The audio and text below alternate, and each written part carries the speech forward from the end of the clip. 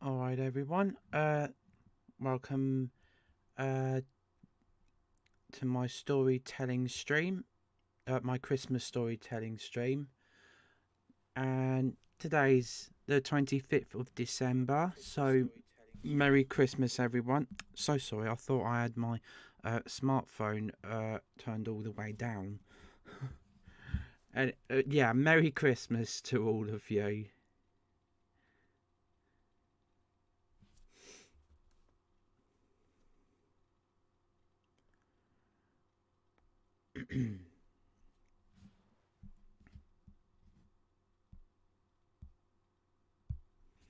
Alright. At least we know that it's working fine on YouTube. That's what I got put on my iPhone at the moment. So I hope everyone has had a really lovely Christmas.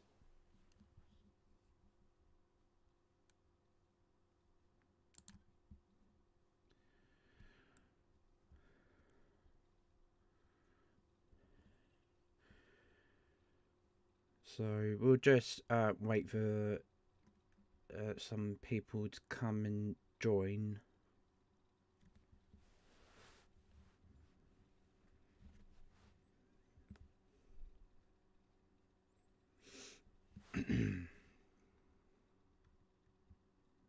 Hi Rosa Edge 23, how are you? Merry Christmas.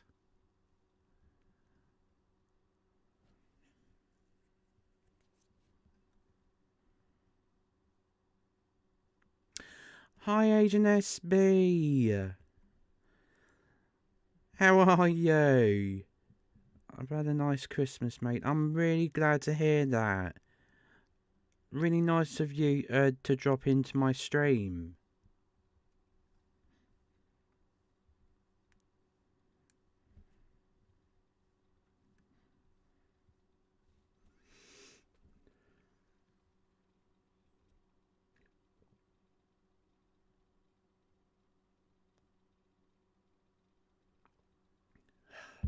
Just having a nice glass of cold water. All good, Bumba. Say hi to Mum for me. I will.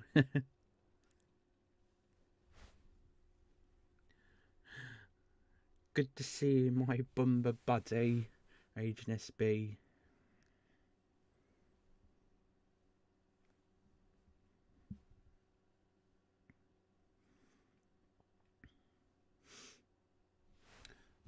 Oh yeah, just need to get the other page ready. Hi, Fungi Media. Merry Christmas to you too, you old slag. Oh yeah.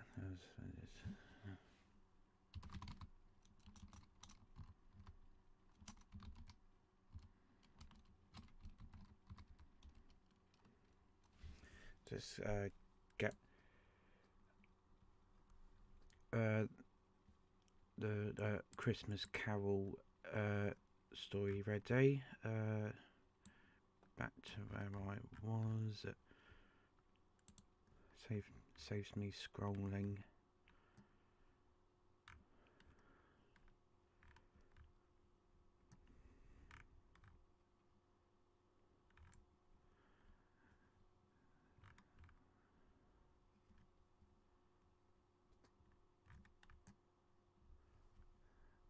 There we go. Literally seen you online and thought must drop in and say hello to that bomber clut.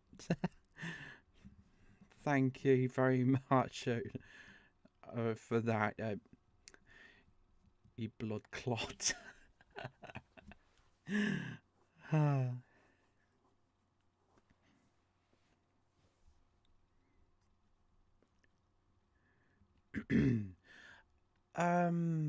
So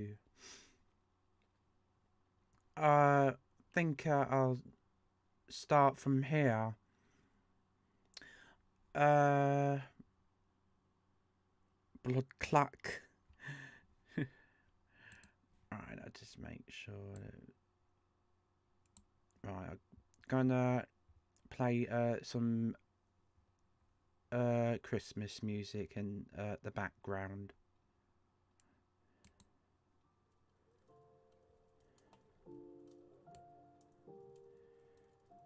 Okay. Hi, Beetle Jesse. Merry Christmas. Merry Christmas, Sonic, you beautiful blue bastard. Alright. Let's continue, shall we? We've been continuing with A Christmas Carol, for those of you who are new here. So I'm on stave 2 at the moment. So, here we go.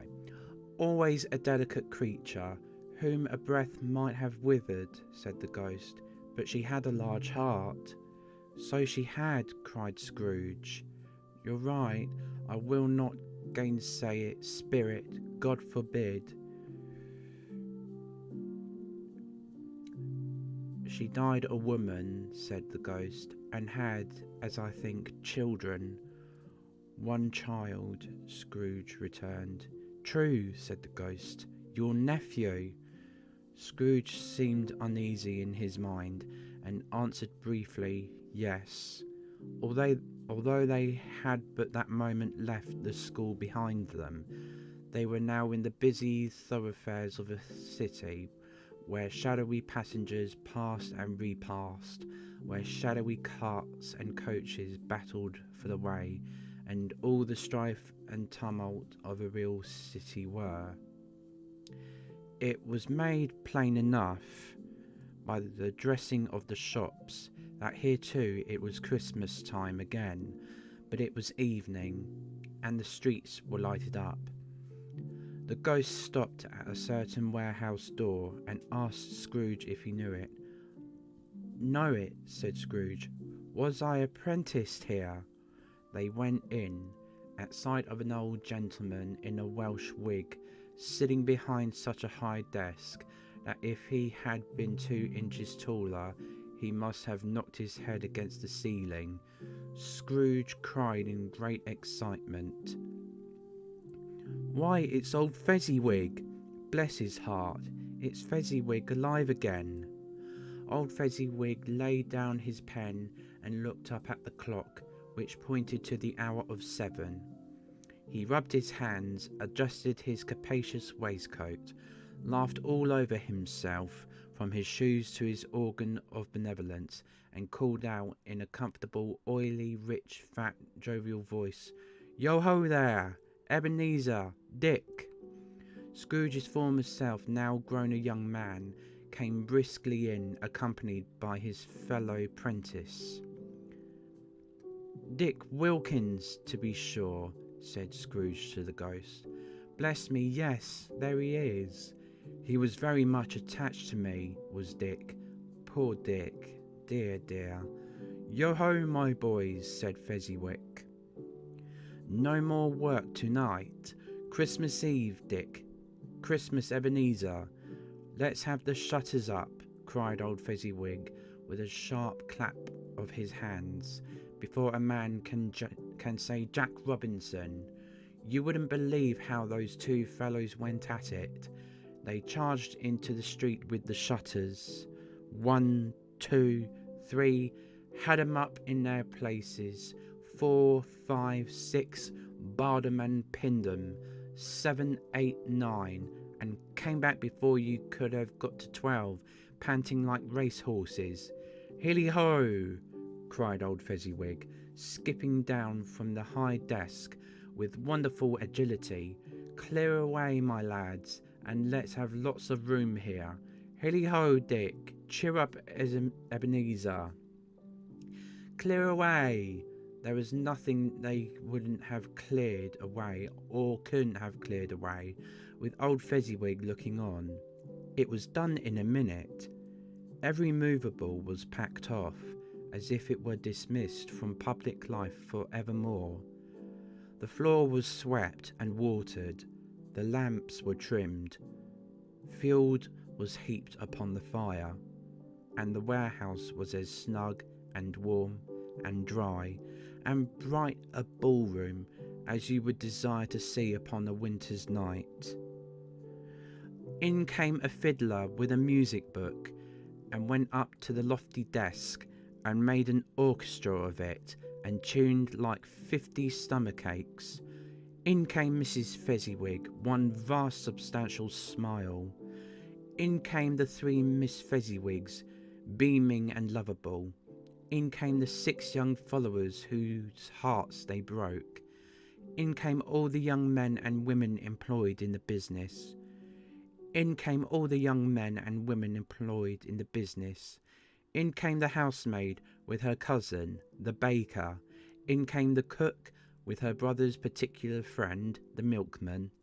In came the boy from over the way who was suspected of not having board enough from his master, trying to hide himself behind the girl from next door but one, who was proved to have had her ears pulled by her mistress. In they all came, one after another, some shyly, some boldly, some gracefully, some awkwardly, some pushing, some pulling. In they all came, anyhow and everyhow.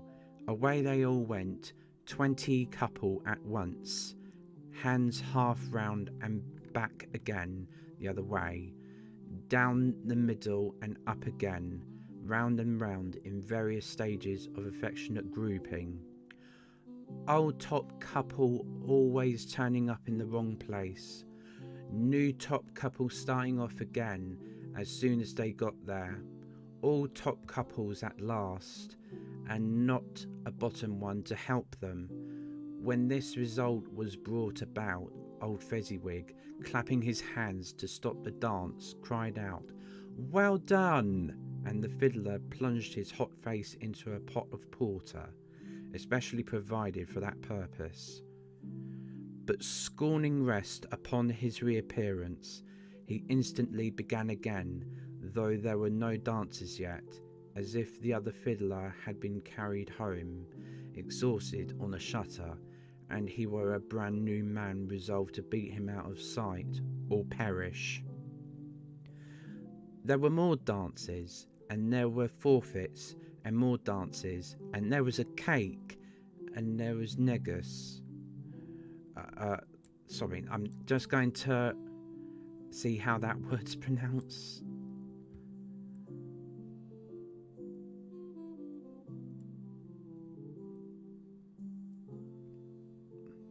Negus. Negus, okay. Sorry if that noise startled you. Didn't know it was going to be that loud. Anyway, and there was negus, and there was a great piece of cold roast, and there was a great piece of cold boiled, and there were mince pies and plenty of beer. But the great effect of the evening came after the roast and boiled, when the fiddler, an artful dog, mind, the sort of man who knew his business better than you or I could have told it him, struck up, "Sir Roger de Coverley." Then old Fezziwig stood out to dance with Mrs. Fezziwig, top couple too, with a good stiff piece of work cut out for them, 3 or 4 and 20 pair of partners, people who were not to be trifled with, people who would dance and had no notion of walking. But if they had been twice as many, 4 times, old Fezziwig would have been a match for them, and so would Mrs. Fezziwig. As to her, she was worthy to be his partner in every sense of the term. If that's not high praise, tell me higher, and I'll use it. A positive light appeared to issue from Fezziwig's calves. They shone in every part of the dance like moons.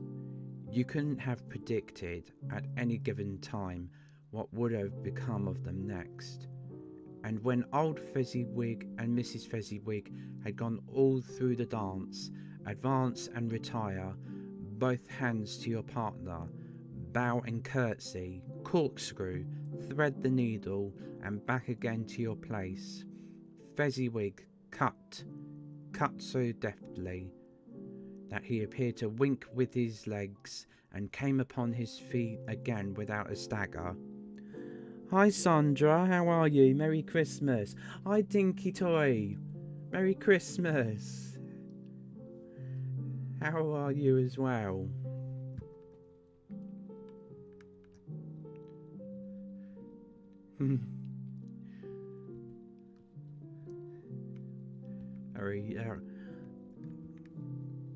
Very, really amazing picture. Really heartwarming. Thank you. Merry Christmas to you too, Sandra. When the clock struck 11, this domestic ball broke up. Mr. and Mrs. Fezziwig took their stations, one on either side of the door, with shaking hands with every person individually as he or she went out, wished him or her a Merry Christmas. When everybody had retired but the two apprentices, they did the same to them, and thus the cheerful voices died away, and the lads were left to their beds, which were under a counter in the back shop. During the whole of this time, Scrooge had acted like a man out of his wits. His heart and soul were in the scene, and with his former self, he corroborated everything, remembered everything, enjoyed everything, and underwent the strangest agitation. It was not until now, when the bright faces of his former self and Dick were turned from them, that he remembered the ghost and became conscious that it was looking full upon him, while the light upon its head burned very clear. "A small matter," said the ghost, "to make these silly folks so full of gratitude." "Small," echoed Scrooge. The spirit signed to him to listen to the two apprentices, who were pouring out their hearts in praise of Fezziwig, and when he had done so, said, "Why, is it not? He has spent but a few pounds of your mortal money, 3 or 4 perhaps. Is that so much that he deserves this praise?" "It isn't that," said Scrooge, heated by the remark, and speaking unconsciously like his former, not his latter, self. "It isn't that, spirit. He has the power to render us happy or unhappy, to make our service light or burdensome, a pleasure or a toil. Say that his power lies in words and looks, in things so slight and insignificant that it is impossible to add and count them up. What then? The happiness he gives is quite as great as if it cost a fortune." He felt the spirit's glance and stopped. "What is the matter?" asked the ghost. "Nothing particular," said Scrooge. "Something, I think," the ghost insisted. Just a moment. I just realised about my alert box being in the wrong place at the moment.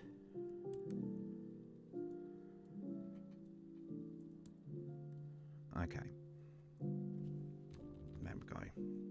Right. Back to where we were. Hi, Susie Scambata. Merry Christmas.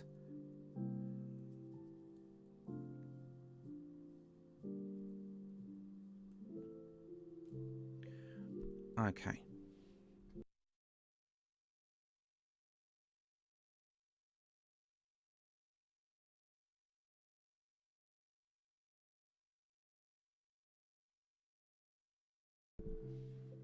"No," said Scrooge. "No. I should like to be able to say a word or two to my clerk just now, that's all."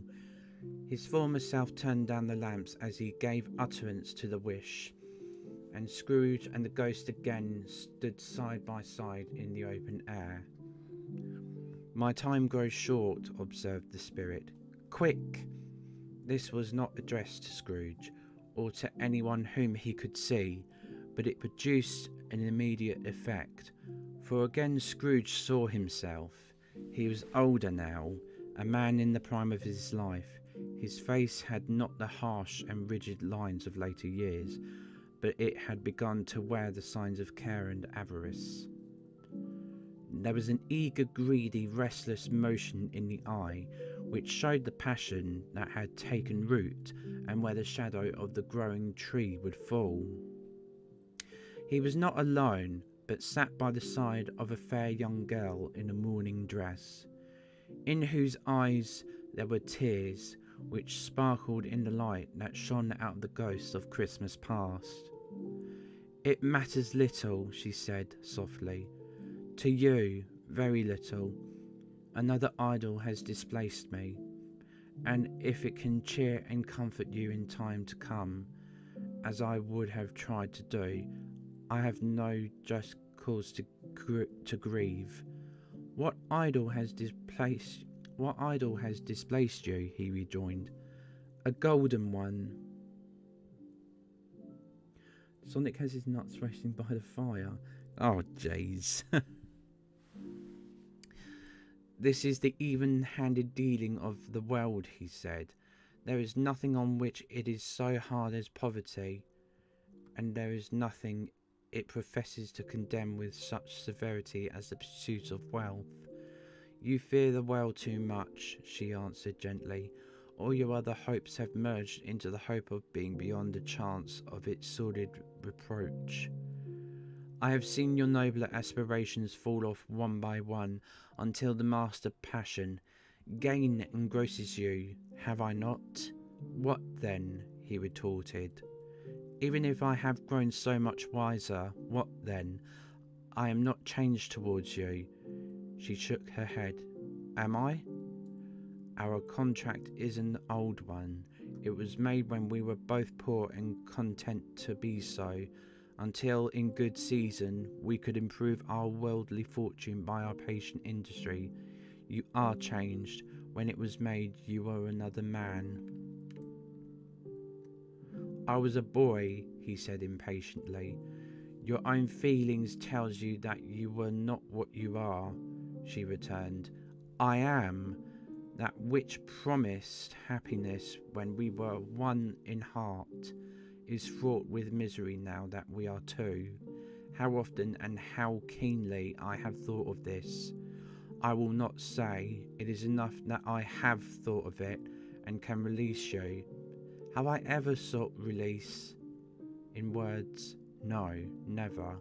In what then? In a changed nature, in an altered spirit, in another atmosphere of life, another hope as its great end, in everything that made my love of any worth or value in your sight. If this had never been between us," said the girl, looking mildly, but with steadiness upon him, "tell me, would you seek me out and try to win me now? Ah, no." He seemed to yield to the justice of his supposition in spite of himself, but he said with a struggle, "You think not?" "I would gladly think otherwise if I could," she answered. "Heaven knows, when I have learned a truth like this, I know how strong and irresistible it must be. But if you were free today, tomorrow, yesterday, can even I believe that you would choose a dowerless girl, you who, in your very confidence with her, weigh everything by gain, or choosing her if for a moment you were false enough to your one guiding principle to do so? Do I not know that your repentance and regret would surely follow? I do, and I release you with a full heart for the love of him you once were." He was about to speak, but with her head turned from him, she resumed, "You may. The memory of what is past half makes me hope you will have the pain in this. A very, very brief time, and you will dismiss the recollection of it gladly as an unprofitable dream from which it happened well that you awoke.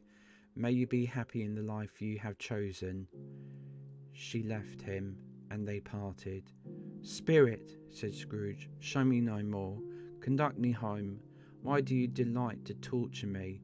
"One shadow more," exclaimed the ghost. Hi, Passion Tea. How are you? Merry Christmas. No more, cried Scrooge. No more. I don't wish to see it. Show me no more. But the relentless ghost pinioned him in both his arms and forced him to observe what happened next. They were in another scene and place. A room, not very large or handsome, but full of comfort. Near to the winter fire sat a beautiful young girl, so like that last that Scrooge believed it was the same, until he saw her, now a comely matron, sitting opposite her daughter. The noise in this room was perfectly tumultuous, for there were more children there than Scrooge in his agitated state of mind could count, and unlike the celebrated herd in the poem, they were not 40 children conducting themselves like one, but every child was conducting itself like 40. The consequences were uproarious beyond belief, but no one seemed to care. On the contrary, the mother and daughter laughed heartily and enjoyed it very much, and the latter, soon beginning to mingle in the sports, got pillaged by the young brigands and most ruthlessly. What would I not have given to be one of them? Though I never could have been so rude. No, no, I wouldn't for the wealth of all the world have crushed that braided hair and torn it down, and for the precious little shoe I wouldn't have plucked it off, God bless my soul, to save my life. As to measuring her waist in sport, as they did, bold young brood, I couldn't have done it. I should have expected my arm to have grown round it for a punishment, and never come straight again, and yet I should have dearly liked, I own, to have touched her lips, to have questioned her, that she might have opened them, to have looked upon the lashes of her downcast eyes, and never raised a blush, to have let loose waves of hair, an inch of which would be a keepsake beyond price.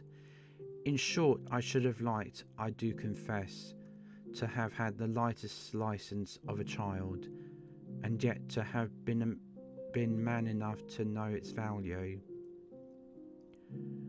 But now a knocking at the door was heard, and such a rush immediately ensued that she, with laughing face and plundered dress, was borne towards it, the centre of a flush and boisterous group, just in time to greet the father, who came home attended by a man laden with Christmas toys and presents. Then the shouting and the struggling and the onslaught that was made on the defenceless porter.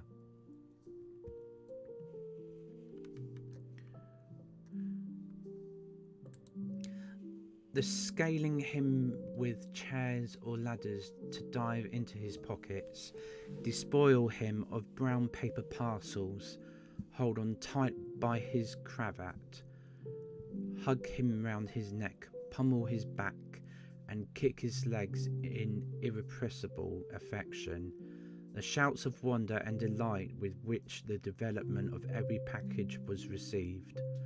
The terrible announcement that the baby had been taken in the act of putting a doll's frying pan into his mouth, and was more than suspected of having swallowed a fictitious turkey glued on a wooden platter, the immense relief of finding this a false alarm, the joy and gratitude and ecstasy, they are all indescribable alike. It is enough that by degrees the children and their emotions got out of the parlour, and by one step at a time, up to the top of the house, where they went to bed and so subsided.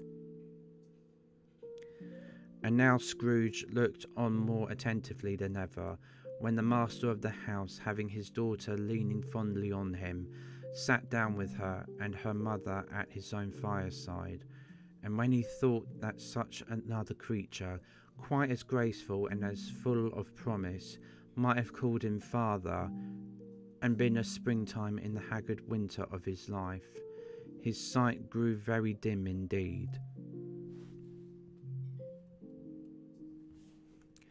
Belle, said the husband, turning to his wife with a smile. I saw an old friend of yours this afternoon. Who was it? Guess. How can I? I know, she added in the same breath, laughing as he laughed. Mr. Scrooge. Mr. Scrooge it was. I passed his office window, and as it was not shut up, and he had a candle inside, I could scarcely help seeing him. His partner lies upon the point of death, I hear, and there he sat, alone. Quite alone in the world, I do believe. Spirit, said Scrooge in a broken voice, remove me from this place. I told you these were shadows of the things that have been, said the ghost. That they are what they are. Do not blame me. Remove me, Scrooge exclaimed. I cannot bear it.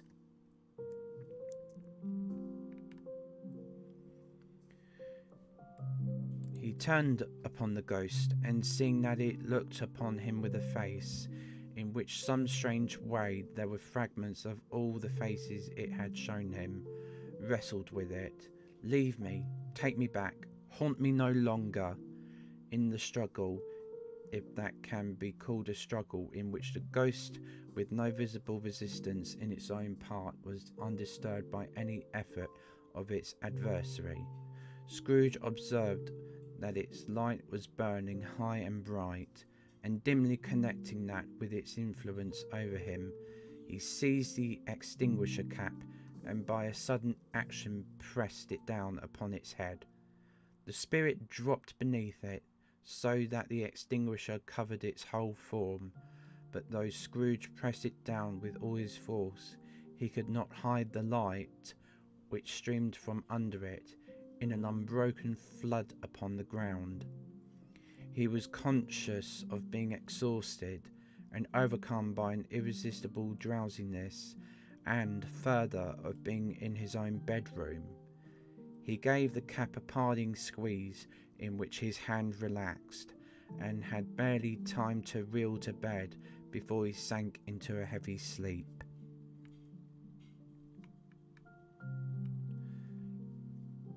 Stave 3.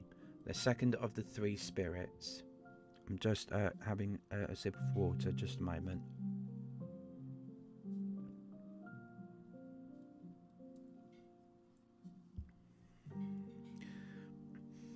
Awaking in the middle of a prodigiously tough snore,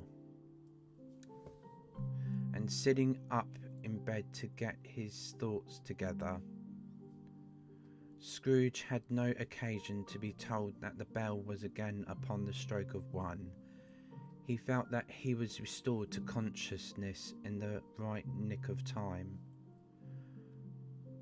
for the especial purpose of holding a conference with the second messenger dispatched to him through Jacob Marley's intervention, but finding that he turned uncomfortably cold when he began to wonder which of his curtains this new spectre would draw back, he put them every one aside with his own hands, and lying down again, established a sharp lookout all round the bed.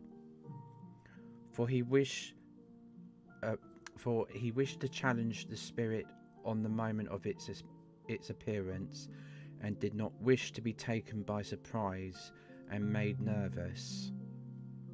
Gentlemen of the free and easy sort, who plume themselves on being acquainted with a move or two, and being usually equal to the time of day, express the wide range of their capacity for adventure by observing that they are good for anything from pitch and toss to manslaughter, between which opposite extremes no doubt there lies a tolerably wide and comprehensive range of subjects.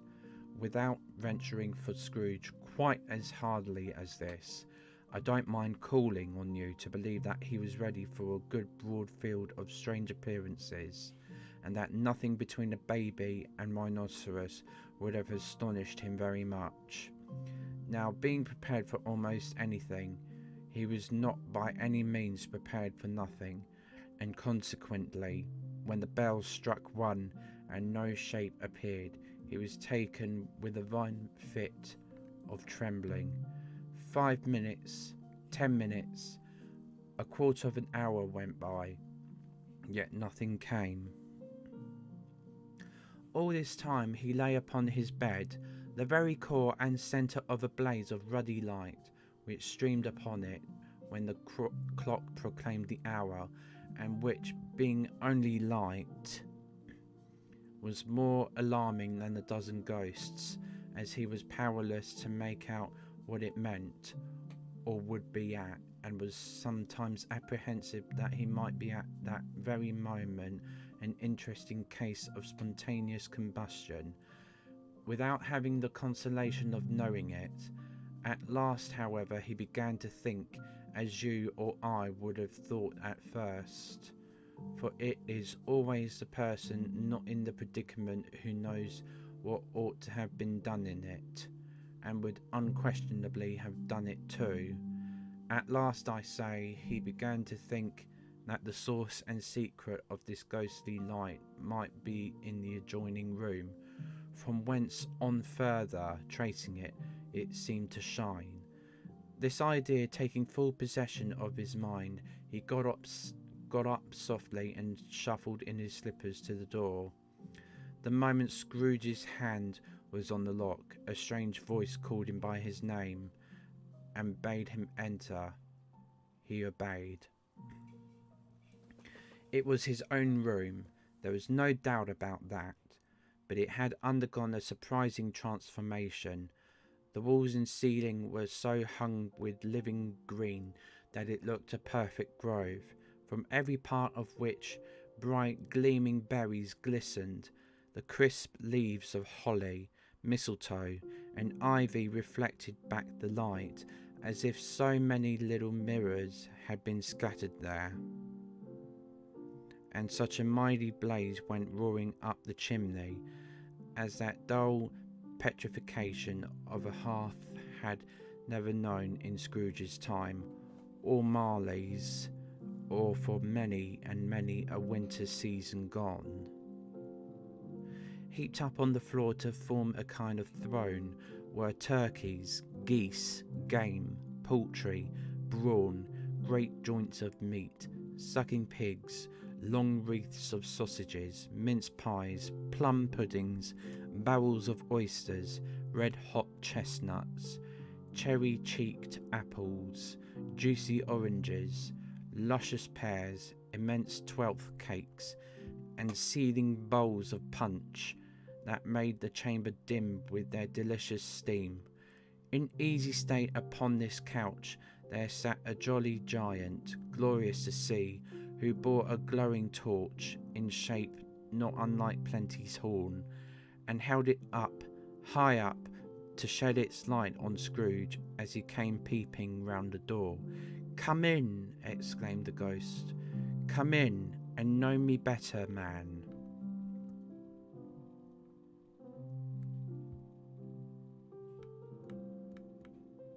Scrooge's third visitor.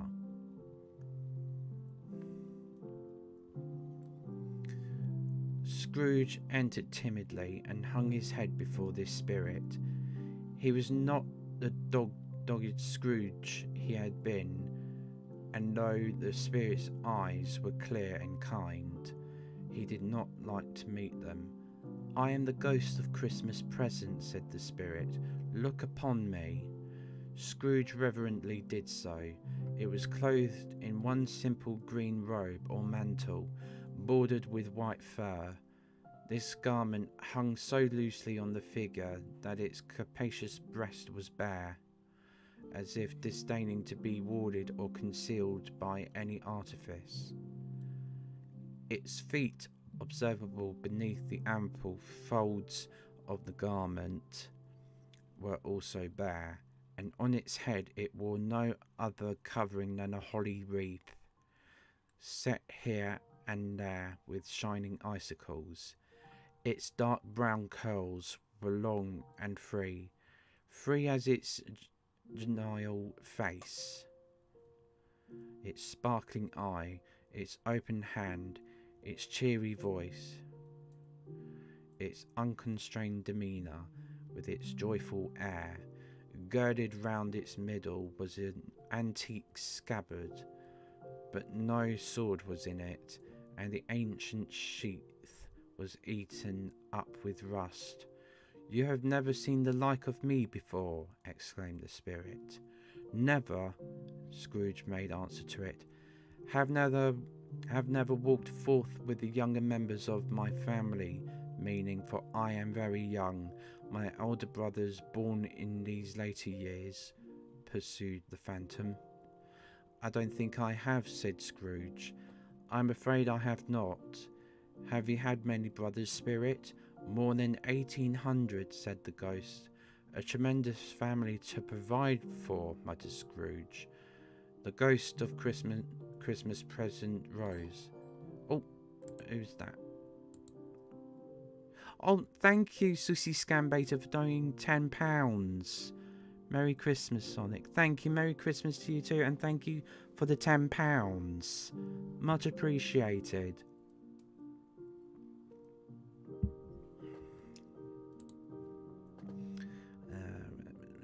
"Spirit," said Scrooge submissively, "conduct me where you will. I went forth last night on compulsion, and I learnt a lesson which is working now.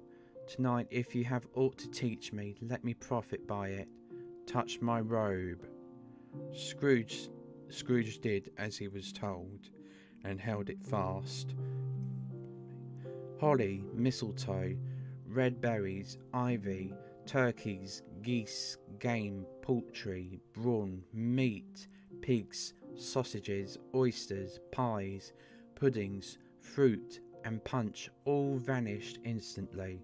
So did the room, the fire, the ruddy glow, the hour of night, and they stood in the city streets on Christmas morning, where, for the weather was severe, the people made a rough but brisk and not unpleasant kind of music, in scraping the snow from the pavement in front of their dwellings, and from the tops of their houses, whence it was mad delight to the boys to see it come plumping down into the road below, and splitting into artificial little snowstorms. The house fronts looked black enough, and the windows blacker, contrasting with the smooth white sheet of snow upon the roofs, and with the dirtier snow upon the ground, which last deposit had been ploughed up in deep furrows by the heavy wheels of carts and waggons, furrows that crossed and recrossed each other hundreds of times, where the great streets branched off, and made intricate channels, hard to trace in the thick yellow mud and icy water. The sky was gloomy, and the shortest streets have choked up with a dingy mist, half thawed, half frozen, whose heavier particles descended in a shower of sooty atoms, as if all the chimneys in Great Britain had, by one consent, caught fire, and were blazing away to their dear hearts' content. There was nothing very cheerful in the climate or the town, and yet was there an air of cheerfulness abroad that the clearest summer air and brightest summer sun might have endeavoured to diffuse in vain. For the people who were shovelling away on the housetops were jovial and full of glee, calling out to one another from the parapets, and now and then exchanging a facetious snowball. Better natured missile far than many a wordy jest, laughing heartily if it went right, and not less heartily if it went wrong. The porters' shops were still half open, and the fruiters were radiant in their glory. There were great round pot-bellied baskets of chestnuts, shaped like the waistcoats of jolly old gentlemen, lolling at the doors and tumbling out into the street in their apoplectic opulence. There were ruddy brown-faced, broad-girthed Spanish Spanish onions shining in the fatness of their growth like Spanish friars, and winking from their shelves in wanton slyness at the girls as they went by, and glanced demurely at the hung-up mistletoe. There were pears and apples clustered high in blooming pyramids. There were bunches of grapes made in the shopkeeper's benevolence to dangle from conspicuous hooks that people's mouths might water gratis as they passed. There were piles of filberts, mossy and brown, recalling in their fragrance ancient walks among the woods, and pleasant shufflings, ankle deep through withered leaves. There were Norfolk biffins, squat and swarthy, setting off the yellow of the oranges and lemons, and in the great compactness of their juicy persons, urgently entreating and beseeching to be carried home in paper bags and eaten after dinner. The very gold and silver fish set forth among these choice fruits in a bowl, though members of a dull and stagnant-blooded race, appeared to know that there was something going on, and to a fish went gasping round and round their little world in slow and passionless excitement. The grocers, oh the grocers, nearly closed, with perhaps 2 shutters down or 1, but through those gaps such glimpses it was not alone that the scales descending on the counter made a merry sound, or that the twine and roller parted company so briskly, or that the canisters were rattled up and down like juggling tricks, or even that the blended scents of tea and coffee were so grateful to the nose, or even that the raisins were so plentiful and rare, the almonds so extremely white, the sticks of cinnamon so long and straight, the other spices so delicious, the candied fruits so caked and spotted with molten sugar, as to make the coldest lookers-on feel faint and subsequently bilious. Nor was it that the figs were moist and pulpy, or that the French plums blushed in modest tartness from their highly decorated boxes, or that everything was good to eat and in its Christmas dress. But the customers were all so hurried and so eager in the hopeful promise of the day that they tumbled up against each other at the door, crashing their wicker baskets wildly, and left their purchases upon the counter, and came running back to fetch them, and committed hundreds of the like mistakes in the best humour possible, while the grocer and his people were so frank and fresh that the polished hearts with which they fastened their aprons behind might have been their own, worn outside for general inspection and for Christmas doors to peck at if they chose. You're getting hungry. I know. Oh, excuse me. I'm so sorry. Ugh.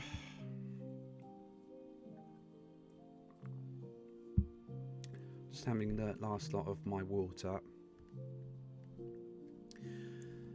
But soon the steeples called good people all to church and chapel, and away they came, flocking through the streets in their best clothes and with their gayest faces, and at the same time there emerged from scores of by-streets, lanes, and nameless turnings innumerable people carrying their dinners to the bakers' shops. The sight of these poor revellers appeared to interest the spirit very much, for he stood with Scrooge behind him in the baker's doorway, and taking off the covers as their bearers passed, sprinkled incense on their dinners from his torch. And it was a very uncommon kind of torch, for once or twice when there were angry words between some dinner carriers who had jostled each other, he shed a few drops of water on them from it, and their good humour was restored directly, for they said it was a shame to quarrel upon Christmas Day, and so it was. God love it, so it was. In time, the bells ceased, and the bakers were shut up, and yet there was denial shadowing. Sorry, I'm just going to check about this word. Genial. Genial. Okay. So, okay. And yet there was a genial shadowing forth of all these dinners and the progress of their cooking in the thawed blotch of wet above each baker's oven, where the pavement smoked as if its stones were cooking too. Is there a peculiar flavour in what you sprinkle from your torch? Asked Scrooge. There is. My own. Would it apply to any kind of dinner on this day? Asked Scrooge. To any kindly given, to a poor one most. Why to a poor one most? Asked Scrooge. Because it needs it most. Spirit, said Scrooge, after a moment's thought. I wonder you, of all the beings in the many worlds about us, should desire to cramp these people's opportunities of innocent enjoyment. Aye, cried the spirit, you would deprive them of their means of dining every seventh day, often the only day on which they can be said to dine at all, said Scrooge. Wouldn't you? Aye, cried the spirit. You seek to close these places on the seventh day, said Scrooge, and it comes to the same thing.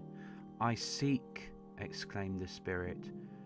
Forgive me if I am wrong. It has been done in your name, or at least in that of your family, said Scrooge. There are some upon this earth of yours, returned the spirit, who lay claim to know us, and who do their deeds of passion, pride, ill will, hatred, envy, bigotry, and selfishness in our name, who are as strange to us and all our kith and kin as if they had never lived. Remember that, and charge their doings and on themselves, not us. Scrooge promised that he would, and they went on, invisible as they had been before, into the suburbs of the town. It was a remarkable quality of the ghost, which Scrooge had observed at the baker's, that notwithstanding his gigantic size, he could accommodate himself to any place with ease, and that he stood beneath a low roof quite as gracefully and like a supernatural creature as it was possible he could have done it in any lofty hall. And perhaps it was the pleasure the good spirit had in showing off his power of his, or else it was his own kind, generous, hearty nature, and his sympathy with all poor men, that led him straight to Scrooge's clerks, for there he went, and took Scrooge with him, holding to his robe, and on the threshold of the door the spirit smiled, and stopped to bless Bob Cratchit's dwelling with the sprinkling of his torch. Think of that! Bob had but 15 bob a week himself. He pocketed on Saturdays but 15 copies of his Christian name, and yet the ghost of Christmas present blessed his 4-roomed house. Then up rose Mrs. Cratchit, Cratchit's wife, dressed out but poorly in a twice-turned gown, but brave in ribbons, which are cheap and made a goodly show for sixpence, and she laid the cloth, assisted by Belinda Cratchit, second of her daughters, also brave in ribbons, while Master Peter Cratchit plunged a fork into the saucepan of potatoes, and getting the corners of his monstrous shirt collar, Bob's private property, conferred upon his son and heir in honour of the day, into his mouth, rejoiced to find himself so gallantly attired, and yearned to show his linen in the fashionable parks, and now, too, smaller Cratchits, boy and girl, came tearing in, screaming that outside the bakers they had smelt the goose and known it for their own, and basking in luxurious thoughts of sage and onion. These young Cratchits danced about the table and exalted Master Peter Cratchit to the skies, while he, not proud, although his collars nearly choked him, blew the fire until the slow potatoes bubbling up knocked loudly at the saucepan lid to be let out and peeled. "What has ever got your precious father then?" said Mrs. Cratchit, "and your brother Tiny Tim?" And Martha warned as late last Christmas Day by half an hour. "Here's Martha, mother," said a girl, appearing as she spoke. "Here's Martha, mother," cried the two young Cratchits. "Hurrah! There's such a goose, Martha." "Why, bless your heart alive, my dear, how late you are," said Mrs. Cratchit, kissing her a dozen times and taking off her shawl and bonnet for her with officious zeal. "Hi, Jonathan Rowe, how are you?" "We'd a deal of work to finish up last night," replied the girl, "and had to clear away this morning, mother." "Well, never mind so long as you are come," said Mrs. Cratchit. "Sit ye down before the fire, my dear, and have a warm Lord bless ye." "No, no, there's father coming," cried the two young Cratchits, who were everywhere at once. "Hide, Martha, hide." So Martha hid herself, and in came little Bob, the father, with at least 3 feet of comforter exclusive of the fringe, hanging down before him, and his threadbare clothes damped up and brushed to look seasonable, and Tiny Tim upon his shoulder. Alas for Tiny Tim, he bore a little crutch, and had his limbs supported by an iron frame. "Why, where's our Martha?" cried Bob Cratchit, looking round. "Not coming," said Mrs. Cratchit. "Not coming," said Bob, with a sudden declension on his high spirits, for he had been Tim's blood horse all the way from church, and had come home rampant. "Not coming upon Christmas Day." Martha didn't like to see him disappointed, if it were only in joke, so he came out prematurely from behind the closet door and ran into his arms while the two young Cratchits hustled by Tiny Tim and bore him off into the wash house, that he might hear the pudding singing in the copper. "And how did little Tim behave?" asked Mrs. Cratchit, when she had rallied Bob on his credulity. Sorry." And Bob had hugged his daughter to his heart's content. "As good as gold," said Bob, "and better. Somehow he gets thoughtful, sitting by himself so much, and thinks the strangest things you ever heard. He told me coming home that he hoped the people saw him in the church because he was a cripple, and it might be pleasant to them to remember upon Christmas Day who was made lame beggars walk and blind men see." Bob's voice was tremulous when he told them this, and trembled more when he said that Tiny Tim was growing strong and hearty. His active little crutch was heard upon the floor, and back came Tiny Tim before another word was spoken, escorted by his brother and sister to his stool before the fire, and while Bob, turning up his cuffs, as if, poor fellow, they were capable of being made more shabby, compounded some hot mixture in a jug with gin and lemons, and stirred it round and put it on the hob to simmer. Master Peter and the two ubiquitous young Cratchits went to fetch the goose, with which they soon returned in high procession.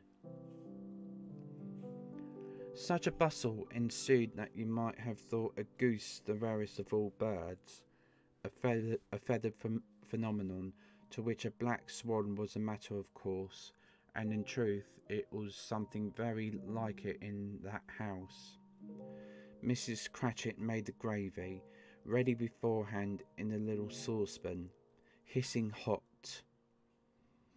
Master Peter mashed the potatoes with incredible vigour.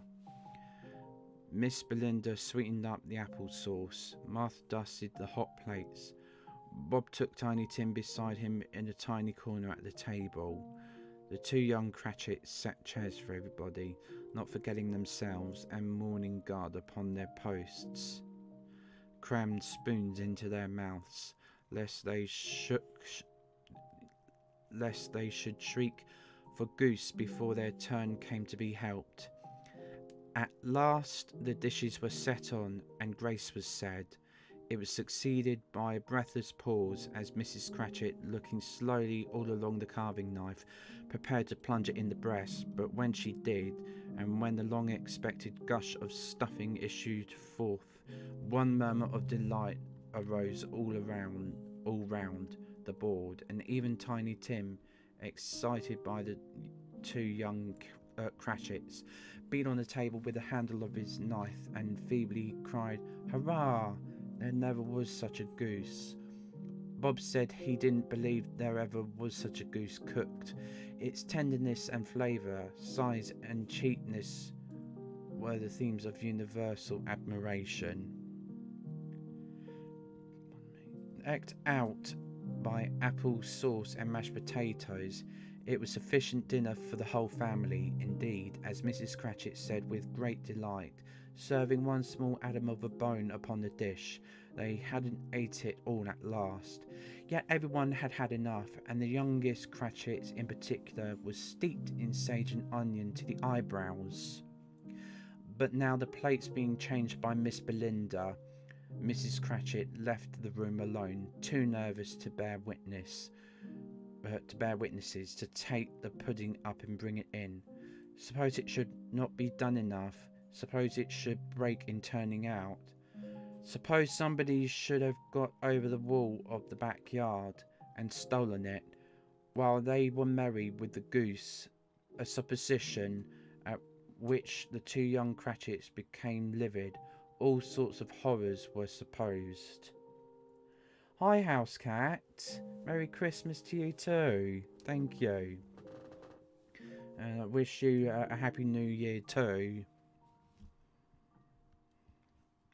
Hello. A great deal of steam. The pudding was out of the copper. A smell like a washing day. That was the cloth. A smell like an eating house and the pastry cooks next door to each other. With the laundresses next door to that was the pudding. In half a minute Mrs. Cratchit entered, flushed, but smiling proudly, with the pudding like a speckled cannonball, so hard and firm, blazing in half of half a quartern of ignited brandy, and bedight with Christmas holly stuck into the top.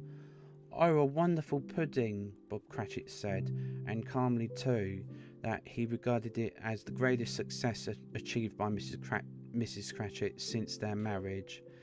Mrs. Cratchit said that now the weight was off her mind, she would confess she had her doubts about the quantity of flour. Everybody had something to say about it, but nobody said or thought it was at all a small pudding for a large family. It would have been flat heresy to do so. Any Cratchit would have blushed to hint at such a thing. At last the dinner was all done. The cloth was cleared, the hearth swept, and the fire made up. The compound in the jug being tasted and considered perfect, apples and oranges were put upon the table, and a shovelful of chestnuts on the fire. Then all the Cratchit family drew round the hearth in what Bob Cratchit called a circle, meaning half for one, and at Bob Cratchit's elbow stood the family display of glass. 2 tumblers and a custard cup without a handle.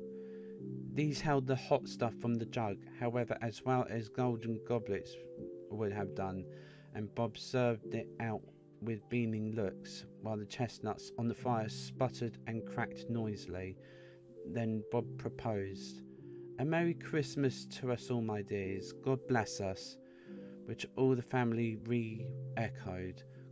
"God bless us, everyone," said Tiny Tim, the last of all. He sat very close to his father's side upon his little stool. Bob held his withered little hand in his, as if he loved the child and wished to keep him by his side, and dreaded that he might be taken from him. "Spirit," said Scrooge, with an interest he had never felt before, "tell me if Tiny Tim will live." "I see a vacant seat," replied the ghost, "in the poor chimney corner, and a crutch without an owner, carefully preserved. If these shadows remain unaltered by the future, the child will die." "No, no," said Scrooge. "Oh no, kind spirit, say he will be spared." "If these shadows remain unaltered by the future, none other of my race," returned the ghost, "will find him here. What then? If he be like to die, he had better do it, and decrease the surplus population. Just one moment, everyone."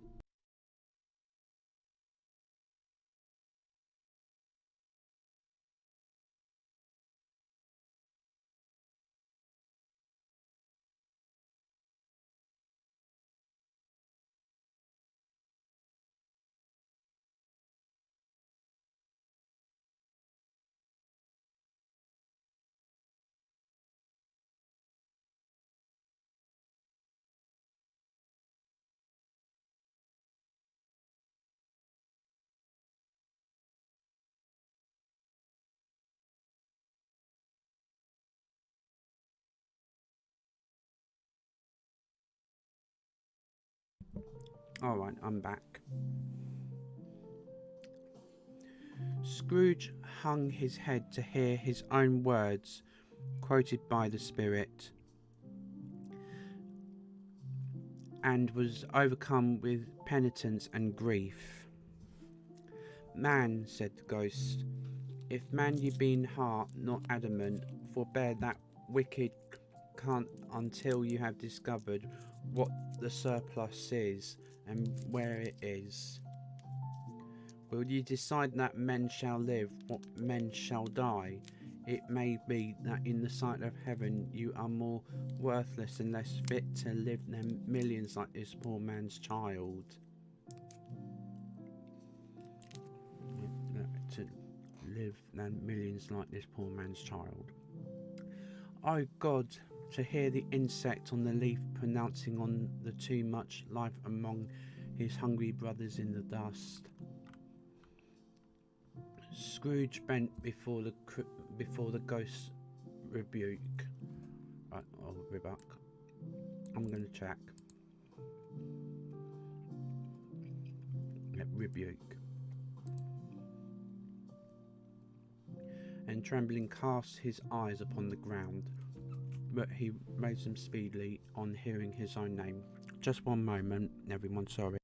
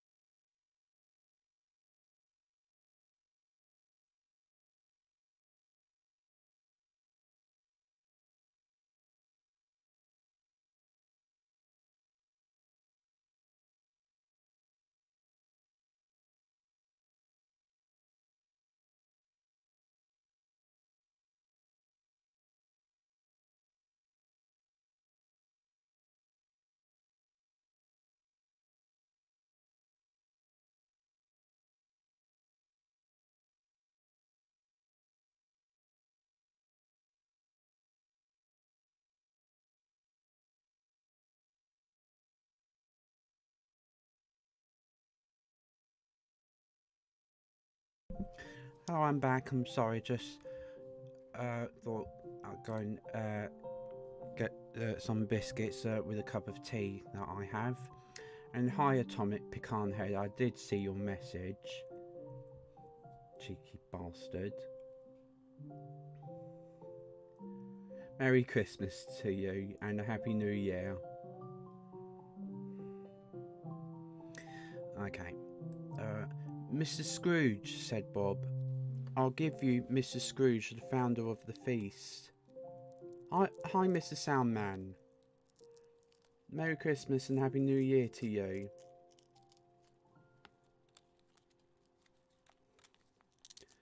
The founder of the feast, indeed, cried Mrs. Cratchit, reddening. I wish I had him here. I'd give him a piece of my mind to feast upon, and I hope he'd have a good appetite for it.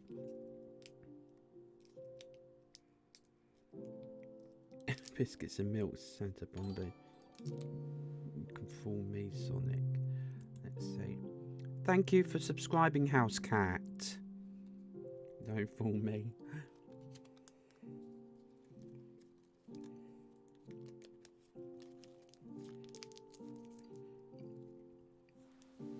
Dickinson's short attention span can be tough. Sorry, I'm not sure I understand what you meant by that.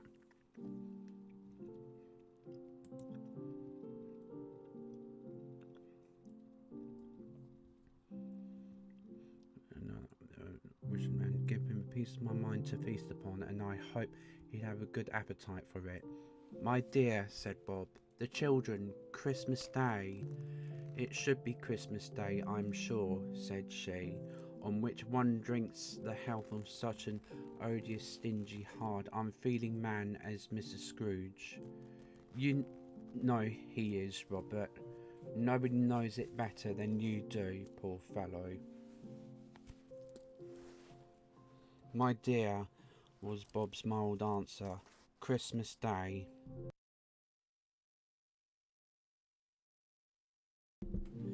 I'll drink his health for your sake and the day's, said Mrs. Cratchit. Not for his. Long life to him. A Merry Christmas and a Happy New Year. He'll be very merry and very happy, I have no doubt.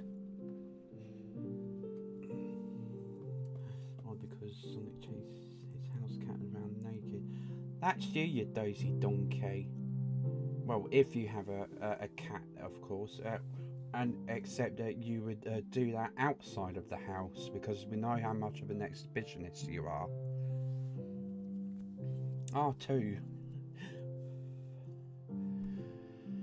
Right, okay, let me crack on.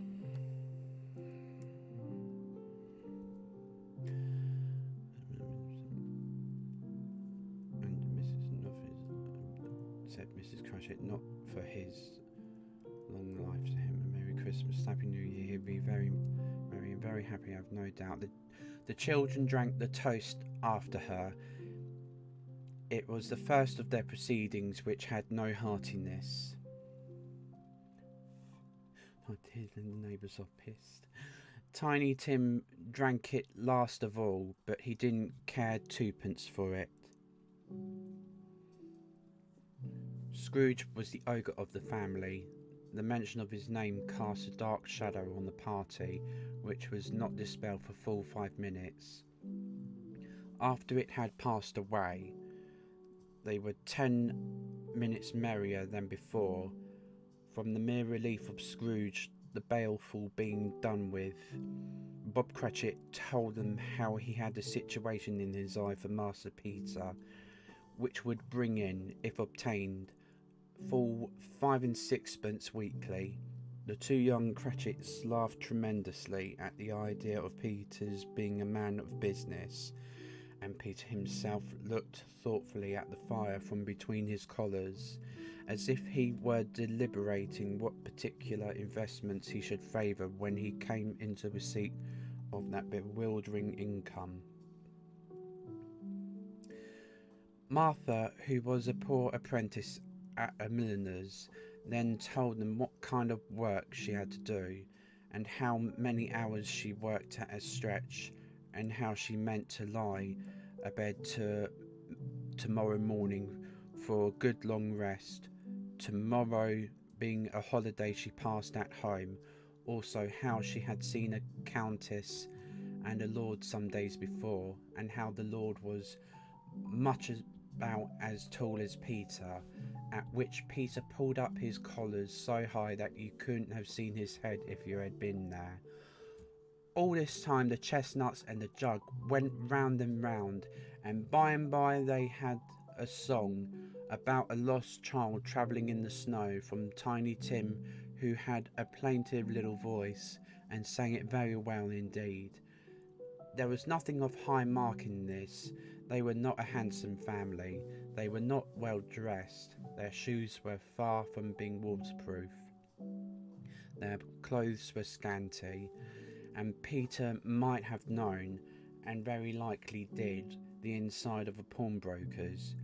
But they were happy, grateful, pleased with one another, and contented with the time, and when they faded, and looked happier yet in the bright sprinklings of the Spirit's torch at parting, Scrooge had his eye upon them, and especially on Tiny Tim, until the last.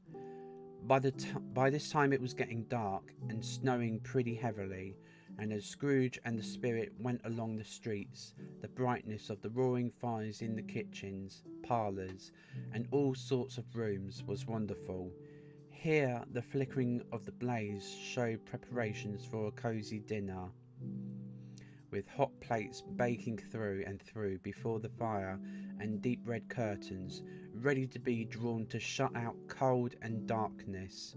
There all the children of the house were running out into the snow to meet their married sisters, brothers, cousins, uncles, aunts, and be the first to greet them. Here again were shadows on the window blind of guests assembling, and there a group of handsome girls, all hooded and fur-booted, and all chattering at once, tripped lightly off to some near neighbour's house, where, woe upon the single man who saw them enter, artful witches, well they knew it, in a glow.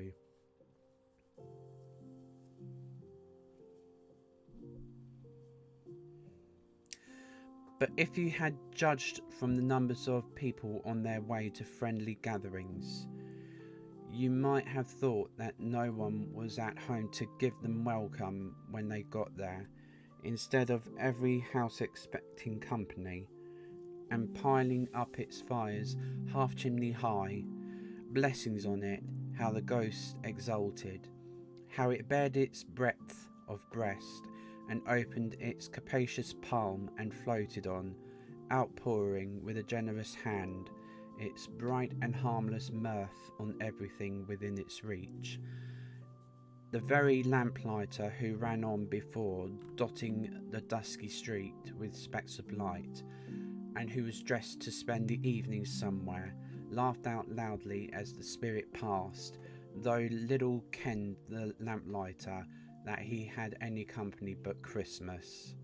And now, without a word of warning from the ghost, they stood upon a bleak and desert moor, where monstrous masses of rude stone were cast about, as though it were the burial place of giants, and water spread itself wheresoever it listed, or would have done so, but for the frost that he held it prisoner, and nothing grew but moss and furze, and coarse rank grass.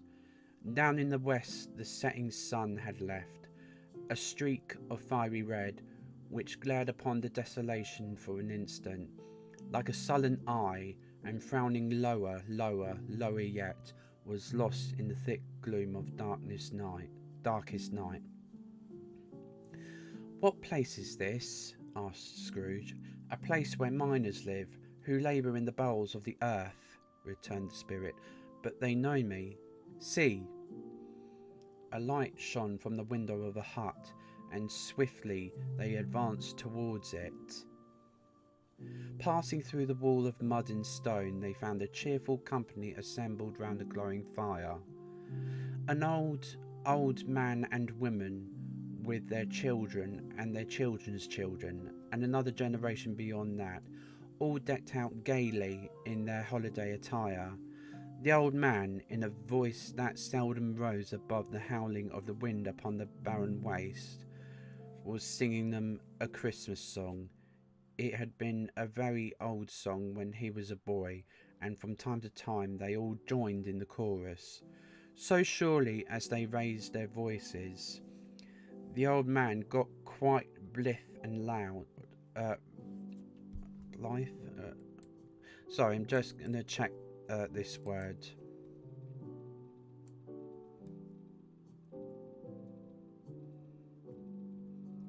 Blithe. Let's see. Blythe. Sorry, everyone. Hi, London. How are you? Merry Christmas. And Happy New Year to you. The old man got quite blithe and loud, and so surely as they stopped, his rigours sank again. The spirit did not tarry here, but bade Scrooge hold his robe, and passing on above the moor, sped whither, nor to see, to see. To Scrooge's horror, looking back, he saw the last of the land, a frightful range of rocks behind them, and his ears were deafened by the thundering of water as it rolled and roared and raged among the dreadful caverns it had worn, and fiercely tried to undermine the earth. Built upon a dismal reef of sunken rocks, some league or so from shore, on which the waters chafed and dashed, the wild year through, there stood a solitary lighthouse. Great heaps of seaweed clung to its base, and storm birds, born of the wind one might suppose, as seaweed of the water, rose and fell about it, like the waves they skimmed. But even here, 2 men who watched the light had made a fire, that through the loophole in the thick stone wall shed out a red of brightness on the awful sea. Joining their horny hands over the rough table at which they sat, they wished each other Merry Christmas in their can of grog, and one of them, the elder too, with his face all damaged and scarred with hard weather, as the figurehead of an old ship might be, struck up a sturdy song that was like a gale in itself. Again the ghost sped on above the black and heaving sea, on, until, being far away, as he told Scrooge, from any shore, they lighted on a ship. They stood beside the helmsman at the wheel, the lookout in the bow, the officers who had the watch, dark, ghostly figures in their several stations, but every man among them hummed a Christmas tune, or had a Christmas thought, or spoke below his breath to his companion of some bygone Christmas day, with homeward hopes belonging to it. And every man on board, waking or sleeping, good or bad, had had a kinder word for another on that day than on any day in the year, and had shared to some extent in its festivities, and had remembered those he cared for at a distance, and had known that they delighted to remember him. It was a great surprise to Scrooge, while listening to the moaning of the wind, and thinking what a solemn thing it was to move on through the lonely darkness over an unknown abyss, whose depths were secret as profound as death. It was a great surprise to Scrooge, while thus engaged, to hear a hearty laugh.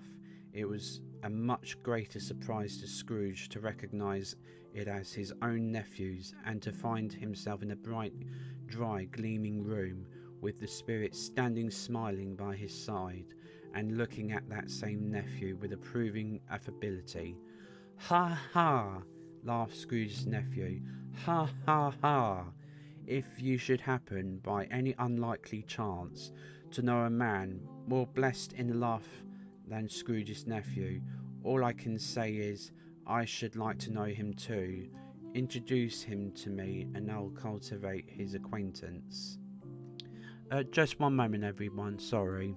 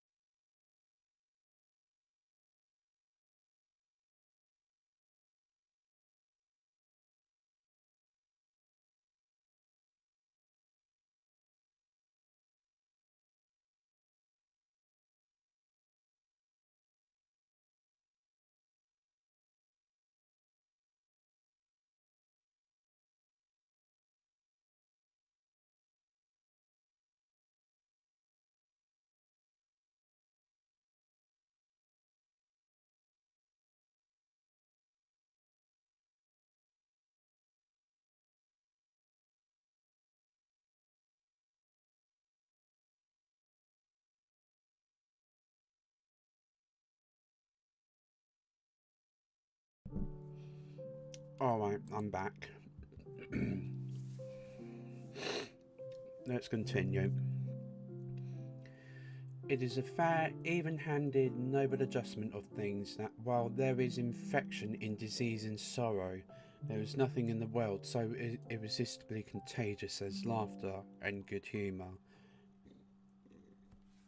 Pardon me, I'm so sorry.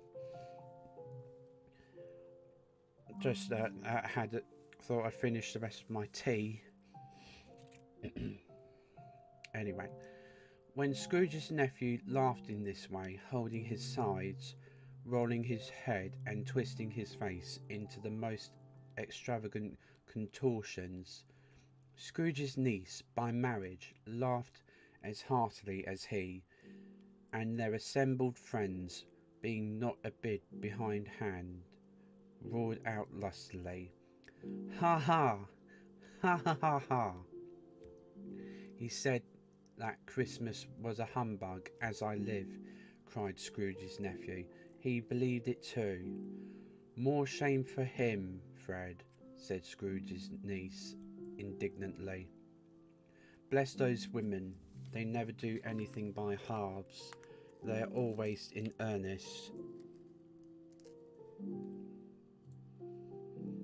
She was very pretty, exceedingly pretty, with a dimpled, surprised-looking capital face, a ripe little mouth that seemed made to be kissed, as no doubt it was, all kinds of good little dots about her chin that melted into one another when she laughed, and the sunniest pair of eyes you ever saw in any little creature's head.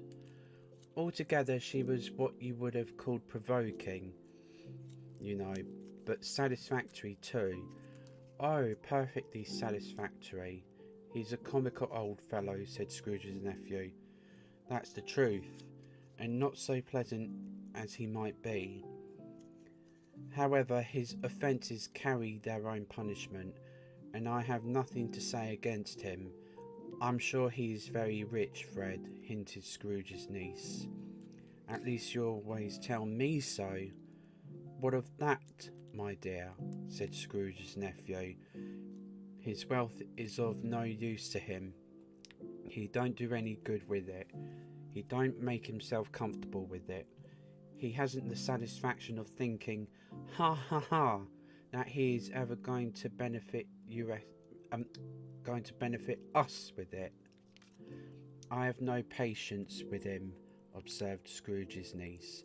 Scrooge's niece's sisters and all the other ladies expressed the same opinion. Oh, I have, said Scrooge's nephew. I am sorry for him. I couldn't be angry with him if I tried. Who suffers by his ill whims himself? Himself always. Here he takes it into his head to dislike us, and he won't come and dine with us. What's the consequence? He don't lose much of a dinner.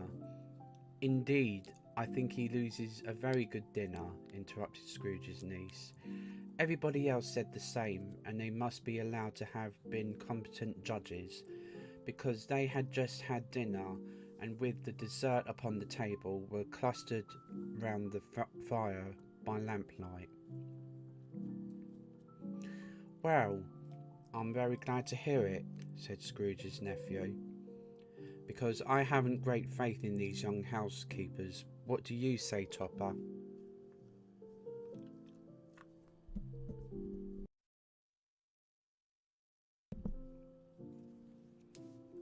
Topper had clearly got his eye upon one of Scrooge's niece's sisters, for he answered that a bachelor was a wretched outcast, who had no right to express an opinion on the subject. Whereat Scrooge's niece's sister, the plump one with the lace tucker, not the one with the roses, blushed. Do go on, Fred, said Scrooge's niece, clapping her hands. He never finishes what he begins to say. He is such a ridiculous fellow. Scrooge's nephew revelled in another laugh, and as it was impossible to keep the infection off, though the plump sister tried hard to do it with aromatic vinegar, his example was unanimously followed. I was only going to say, said Scrooge's nephew, that the consequence of his taking a dislike to us and not making merry with us is, as I think, that he loses some pleasant moments which could do him no harm. I am sure he loses pleasanter companions than he can find in his own thoughts, either in his mouldy old office or his dusty chambers. I mean to give him the same chance every year, whether he likes it or not, for I pity him.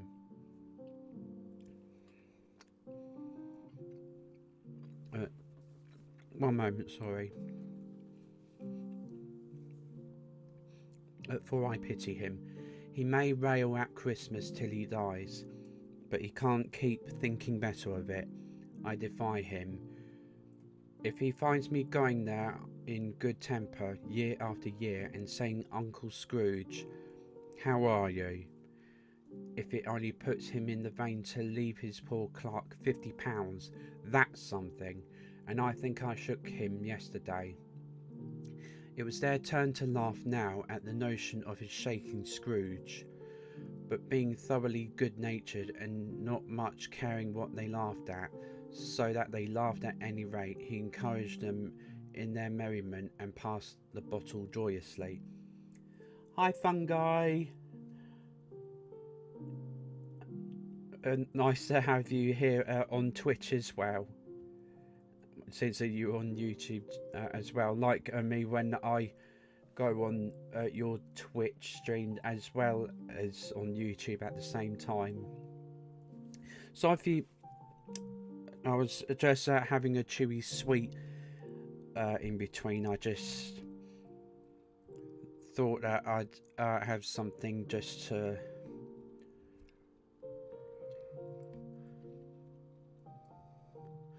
right.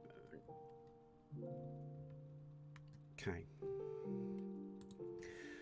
After tea, they had some music, for they were a musical family and knew what they were about when they sung a glee or catch, I can assure you, especially Topper, who could growl away in the bass like a good one, in the bass like, I don't know if it should be pronounced bass or bass like a good one. Never, anyway, and never swell the large veins in his forehead or get red in the face over it. Yes, a chewy sweet. Those drumstick ones.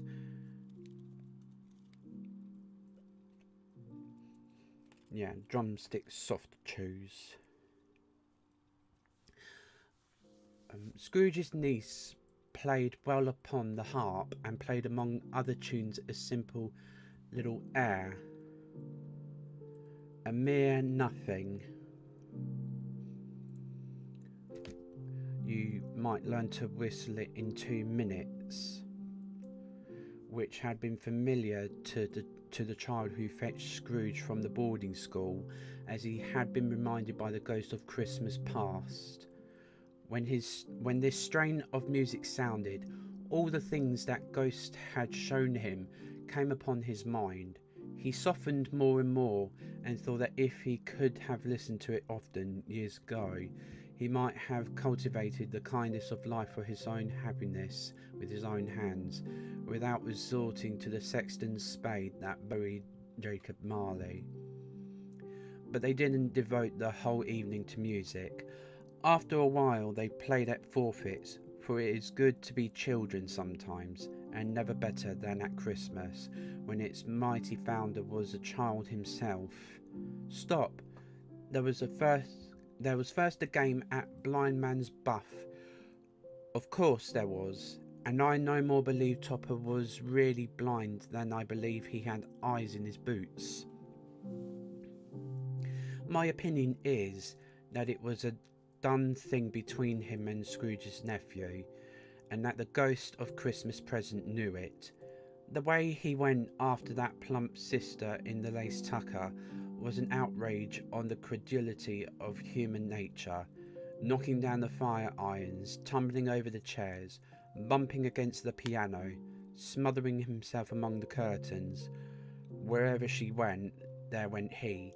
He always knew where the plump sister was. He wouldn't catch anybody else. If you had fallen up against him, as some of them did, on purpose, he would have made a feint on endeavouring to seize you, which would have been an affront to your understanding, and would instantly have sidled off in the direction of the plump sister. She often carried out that it wasn't fair, and it really was not. But when at last he caught her, when, in spite of all her silken rustlings and her rapid flutterings past him, he got her into a corner whence there was no escape, then his conduct was the most execrable, for his pretending not to know her, his pretending that it was necessary to touch her head dress, and further to assure himself of her identity by pressing a certain ring upon her finger, and a certain chain about her neck was vile, monstrous. No doubt she told him her opinion of it, when another blind man being in office, they were so very confidential together behind the curtains. Scrooge's niece was not one of the blind man's buff party, but was made comfortable with a large chair and a footstool in a snug corner, where the ghost and Scrooge were close behind her, but she joined in the forfeits and loved her love to admiration with all the letters of the alphabet. Likewise at the game of how, when, and where, she was very great, and to the secret joy of Scrooge's nephew, beat her sisters hollow, though they were sharp girls too, as Topper could have told you. There might have been 20 people there, young and old, but they all played, and so did Scrooge, for wholly forgetting in the interest he had in what was going on, that his voice made no sound in their ears. He sometimes came out with his guess quite loud, and very often guessed quite right too, for the sharpest needle, best Whitechapel, warranted not to cut in the eye, was not sharper than Scrooge, blunt as he took it in his head to be. The ghost was greatly pleased to find him in this mood, and looked upon him with such favour that he begged like a boy to be allowed to stay until the guests departed, but this the spirit said could not be done. "Here is a new game," said Scrooge. "1/2 hour's spirit, only one." It was a game called Yes and No, where Scrooge's nephew had to think of something, and the rest must find out what, he only answering to their questions yes or no, as the case was.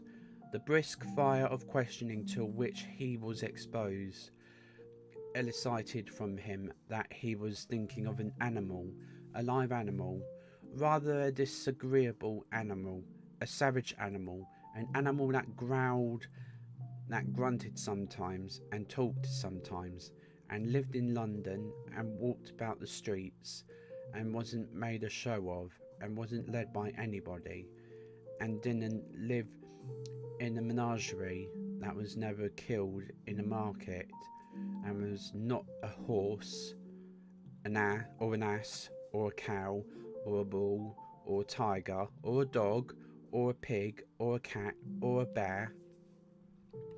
At every fresh question that was put to him, this nephew burst into a fresh roar of laughter, and was so inexpressibly tickled that he was obliged to get up off the sofa and stamp.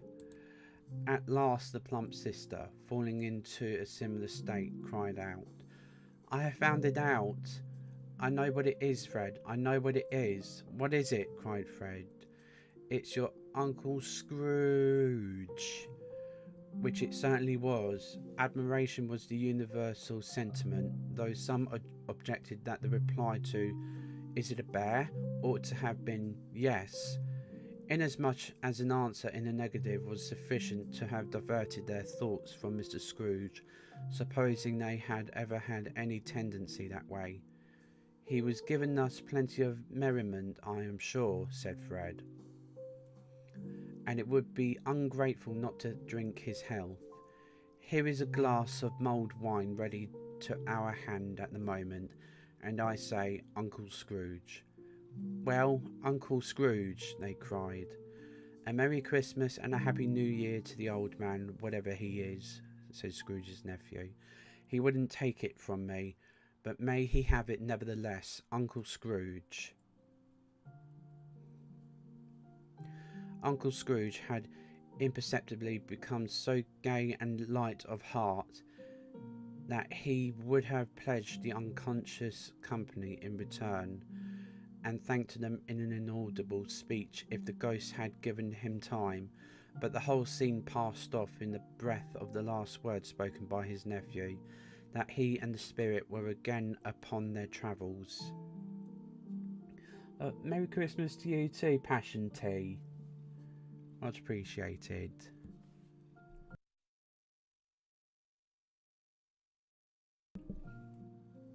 Much they saw, and far they went, and many homes they visited, but always with a happy end. The spirit stood beside sick beds, and they were cheerful, on foreign lands, and they were close at home, by struggling men, and they were patient with their greater hope, by poverty, and it was rich.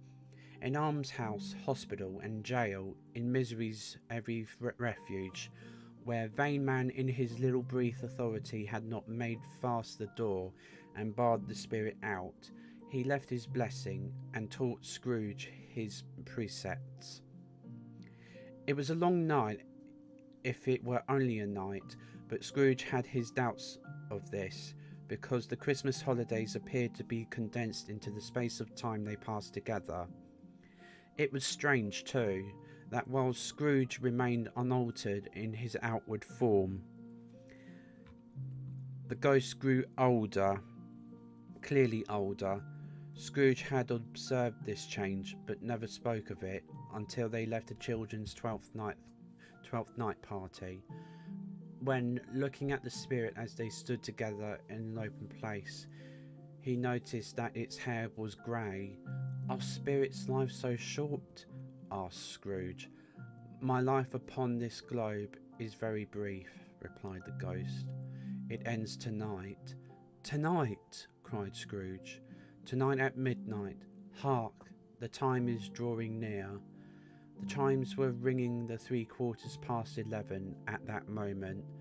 "Forgive me if I am not justified in what I ask," said Scrooge, looking intently at the spirit's robe, "but I see something strange and not belonging to yourself protruding from your skirts. Is it a foot or a claw?" "It might be a claw, for the flesh there is upon it," was the spirit's sorrowful reply. "Look here." From the foldings of its robe it brought 2 children, wretched, abject, frightful, hideous, miserable. They knelt down at its feet and clung upon the outside of its garment. "Oh, man, look here, look, down here," exclaimed the ghost. They were a boy and girl, yellow, meagre, ragged, scowling, wolfish, but prostrate too in their humility. Where graceful youth should have filled their features out and touched them with its freshest tints, a stale and shrivelled hand, like that of age, had pinched and twisted them and pulled them into shreds. Where angels might have sat enthroned, devils lurked and glared out menacing. No change, no degradation, no perversion of humanity in any grade. Through all the mysteries of wonderful creation has monsters half so horrible and dread. Scrooge started back, appalled. Having them shown to him in this way, he tried to say they were fine children, but the words choked themselves rather than be parties to a lie of such enormous magnitude. Pardon me.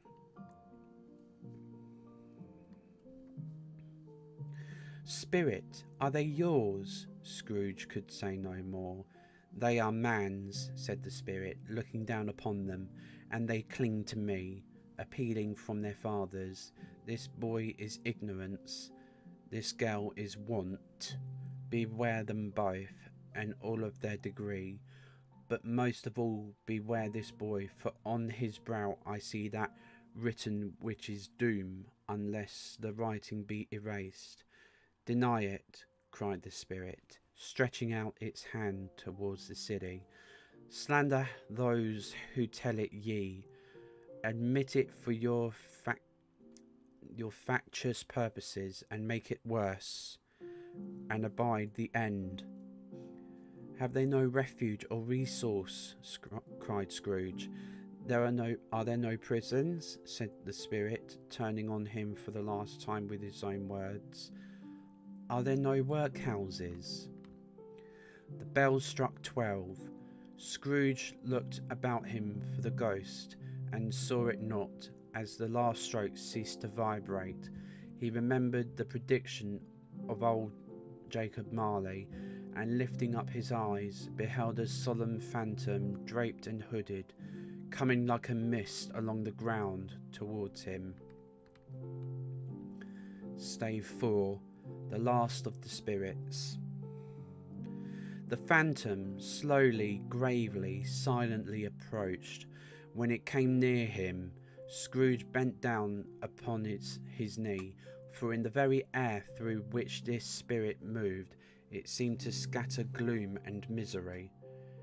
It was shrouded in a deep black garment, which concealed its head, its face, its form, and left nothing of it visible save one outstretched hand. But for this it would have been difficult to detach its figure from the night and separate it from the darkness by which it was surrounded. He felt that it was tall and stately when it came beside him, and that its mysterious presence filled him with a solemn dread. He knew no more, for the spirit neither spoke nor moved. "I am the presence of the ghost of Christmas yet to come," said Scrooge. I am in the presence of the ghost of Christmas yet to come. I'm not sure. I was reading it again in case I missed any words in that sentence. The spirit answered not, but pointed onward with its hand. "You are about to show me shadows of the things that have not happened, but will happen in the time before us," Scrooge pursued. "Is that so, spirit?" The upper portion of the garment was contracted for an instant in its folds, as if the spirit had inclined its head. That was the only answer he received. Although well used to ghostly company by this time, Scrooge feared the silent shape so much that his legs trembled beneath him, and he found that he could hardly stand when he prepared to follow it.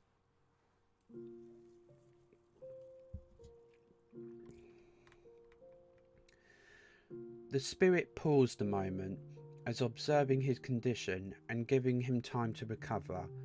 But Scrooge was all the worse for this. It thrilled him with a vague, uncertain horror to know that behind the dusky shroud there were ghostly eyes intently fixed upon him, while he, though he stretched his own to the utmost, could see nothing but a spectral hand and one great heap of black. "Ghost of the future," he exclaimed, "I fear you more than any spectre I have seen, but as I know your purpose is to do me good, and as I hope to live to be another man from what I was, I am prepared to bear you company, and do it with a thankful heart. Will you not speak to me?" It gave him no reply. The hand was pointed straight before them. "Lead on," said Scrooge. "Lead on. The night is waning fast, and it is precious time to me, I know. Lead on, spirit." The phantom moved away as it had come towards him. Scrooge followed in the shadow of its dress, which bore him up, he thought, and carried him along. They scarcely seemed to enter the city, for the city rather seemed to spring up about them and encompass them of its own act. But there they were, in the heart of it, on 'change, amongst the merchants, who hurried up and down, and chinked the money in their pockets, and conversed in groups, and looked at their watches, and trifled thoughtfully with their great gold seals, and so forth, as Scrooge had seen them often. The spirit stopped beside one little knot of business men. Observing that the hand was pointed to them, Scrooge advanced to listen to their talk. "No," said a great fat man with a monstrous chin, "I don't know much about it either way. I only know he's dead." "When did he die?" inquired another. "Last night, I believe." "Why, what was the matter with him?" asked a third, taking a vast quantity of snuff out of a very large snuff box. "I thought he'd never die." "God knows," said the first with the yawn. "What has he done with his money?" asked a red-faced gentleman with a pendulous excrescence on the end of his nose that shook like the gills of a turkey-cock. "I haven't heard," said the man with the large chin, yawning again. "Left it to his company, perhaps. He hasn't left it to me, that's all I know. This pleasantry was received with a general laugh. It's likely to be a very cheap funeral, said the same speaker, for upon my life I don't know of anybody to go to it. Suppose we make up a party and volunteer? I don't mind going if a lunch is provided, observed the gentleman with the excrescence on his nose, but I must be fed if I make one. Another laugh. Well, I am the most disinterested among you, after all, said the first speaker, for I never wear black gloves and I never eat lunch, but I'll offer to go if anybody else will. When I come to think of it, I'm not at all sure that I wasn't his most particular friend, for we used to stop and speak whenever we met. Bye bye. Speakers and listeners strolled away and mixed with other groups. Scrooge knew the men and looked towards the spirit for an explanation. The phantom glided on into a street. Its finger pointed to two persons meeting. Scrooge listened again, thinking that the explanation might lie here. He knew these men also perfectly. They were men of business, very wealthy, and of great importance. He had made a point always of standing well in their esteem.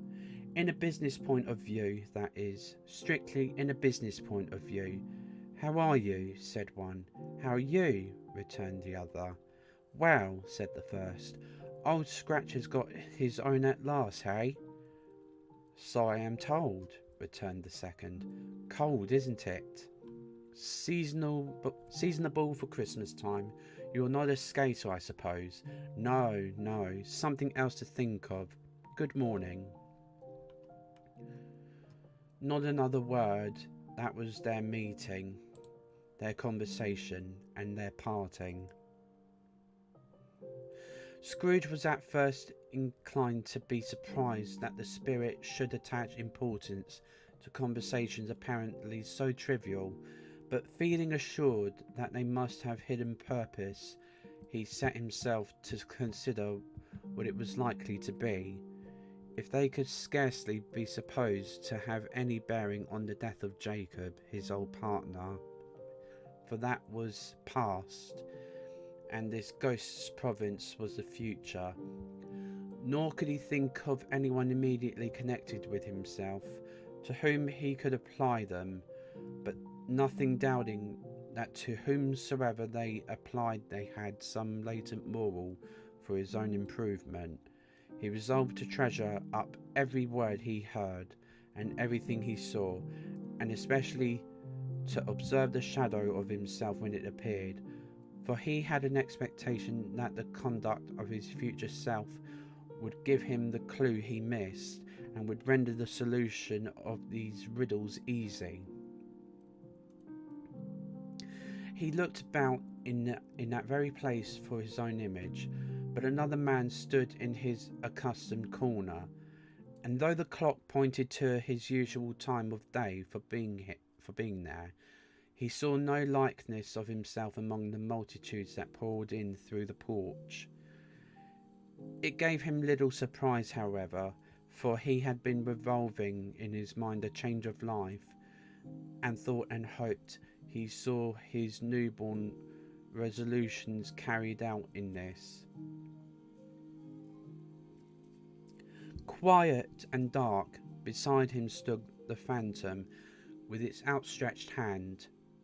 When he roused himself from his thoughtful quest, he fancied from the turn of the hand and its situation in reference to himself, that the unseen eyes were looking at him keenly.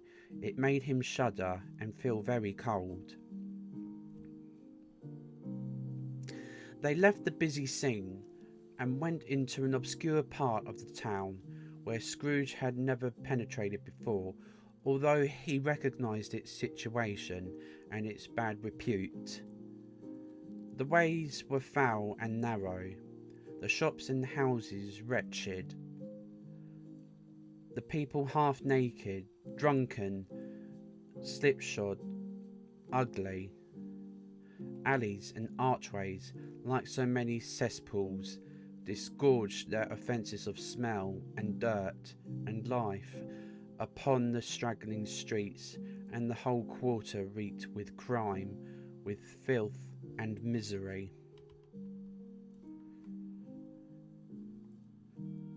Far in this den of infamous resort, there was a low-browed, beetling shop below a penthouse roof where iron, old rags, bottles, bones, and greasy offal were bought. Upon the floor within were piled up heaps of rusty keys, nails, chains, hinges, files, scales, weights, and refuse iron of all kinds. Secrets that few would like to scrutinise were bred and hidden in mountains of unseemly rags, masses of corrupted fat, and sepulchres of bones. I'm going to make sure I've pronounced that word correctly. Sepulchre. And sepulchres of bones. Sitting in among the wares he dealt in, by a charcoal stove made of old bricks, was a grey-haired rascal, nearly 70 years of age, who had screened himself from the cold air without by a frowsy curtaining of miscellaneous tatters hung upon the line, and smoked his pipe in all the luxury of calm retirement. Scrooge and the Phantom came into the presence of this man, just as a woman with a heavy bundle slunk into the shop. But she had scarcely entered, when another woman similarly laden came in too, and she was closely followed by a man in faded black, who was no less startled by the sight of them than they had been upon the recognition of each other. After a short period of blank astonishment, in which the old man with the pipe had joined them, they all three burst into a laugh. "Let the charwoman alone to be the first," cried she who had entered first. "Let the laundress alone to be the second, and let the undertaker's man alone to be the third. Look here, old Joe, here's a chance, if we haven't all three met here without meaning it." "You couldn't have met in a better place," said old Joe, removing his pipe from his mouth. "Come into the parlour. You were made free of it long ago, you know, and the other two ain't strangers. Stop till I shut the door of the shop. Ah, how it squeaks! There ain't such a rusty bit of metal in the place as its own hinges, I believe, and I'm sure there's no such old bones here as mine. Ha ha! We're all suitable to our calling.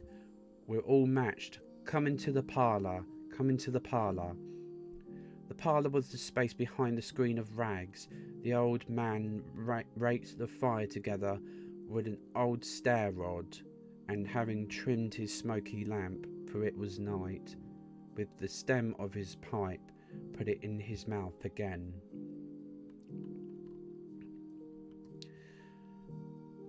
While he did this, the woman who had already spoken threw her bundle on the floor and sat down in a flaunting manner on the stool, crossing her elbows on her knees and looking with a bold defiance at the other two.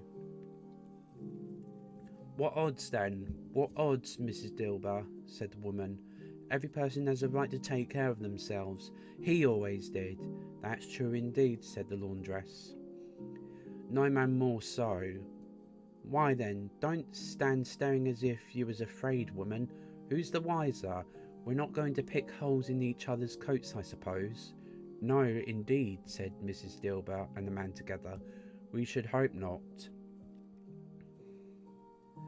"Very well then," cried the woman. "That's enough.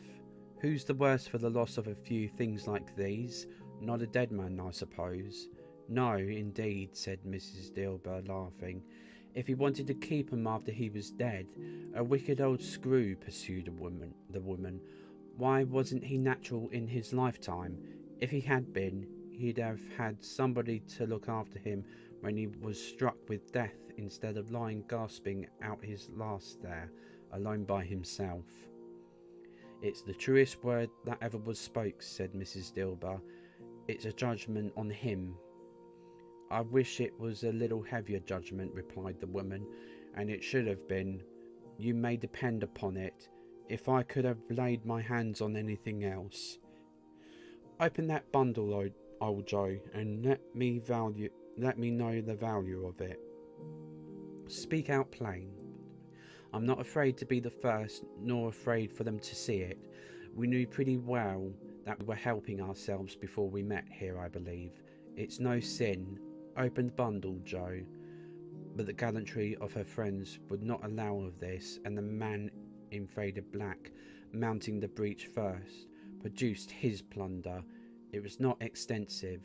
A seal or two, a pencil case, a pair of sleeve buttons, and a brooch of no great value were all. They were severally examined and appraised by old Joe, who chalked the sums he was disposed to give for each upon the wall, and added them up into a total when he found there was nothing more to come. That's your account, said Joe, and I wouldn't give another sixpence if I was to be boiled for not doing it. Who's next? Mrs. Dilber was next. Sheets and towels, a little wearing apparel, 2 old-fashioned silver teaspoons, a pair of sugar tongs, and a few boots. Her account was stated on the wall in the same manner. I always give too much to ladies. It's a weakness of mine, and that's the way I ruin myself, said old Joe. That's your account. If you asked me for another penny and made it an open question, I'd repent of being so liberal and knock off half a crown. And now undo my bundle, Joe, said the first woman. Joe went down on his knees for the greater convenience of opening it, and having unfastened a great many knots, dragged out a large and heavy roll of some dark stuff. What do you call this? Said Joe. Bed curtains. Ah, returned the woman, laughing and leaning forward on her crossed arms. Bed curtains. You don't mean to say you took 'em down, rings and all, with him lying there, said Joe. Yes, I do, replied the woman. Why not? You were born to make your fortune, said Joe, and you'll certainly do it. I certainly shan't hold my hand when I can get anything in it by reaching out, for the sake of such a man as he was, I promise you, Joe, returned the woman coolly. Don't drop that oil upon the blankets now. His blankets? Asked Joe. Whose else's do you think? Replied the woman. He isn't likely to take cold without 'em, I dare say. I hope he didn't die of anything catching, eh? Said old Joe, stopping in his work and looking up. Don't you be afraid of that, returned the woman. I ain't so fond of his company that I'd loiter about him for such things, if he did. Ah, you may look through that shirt till your eyes ache, but you won't find a hole in it, nor a threadbare place. It's the best he had, and a fine one too.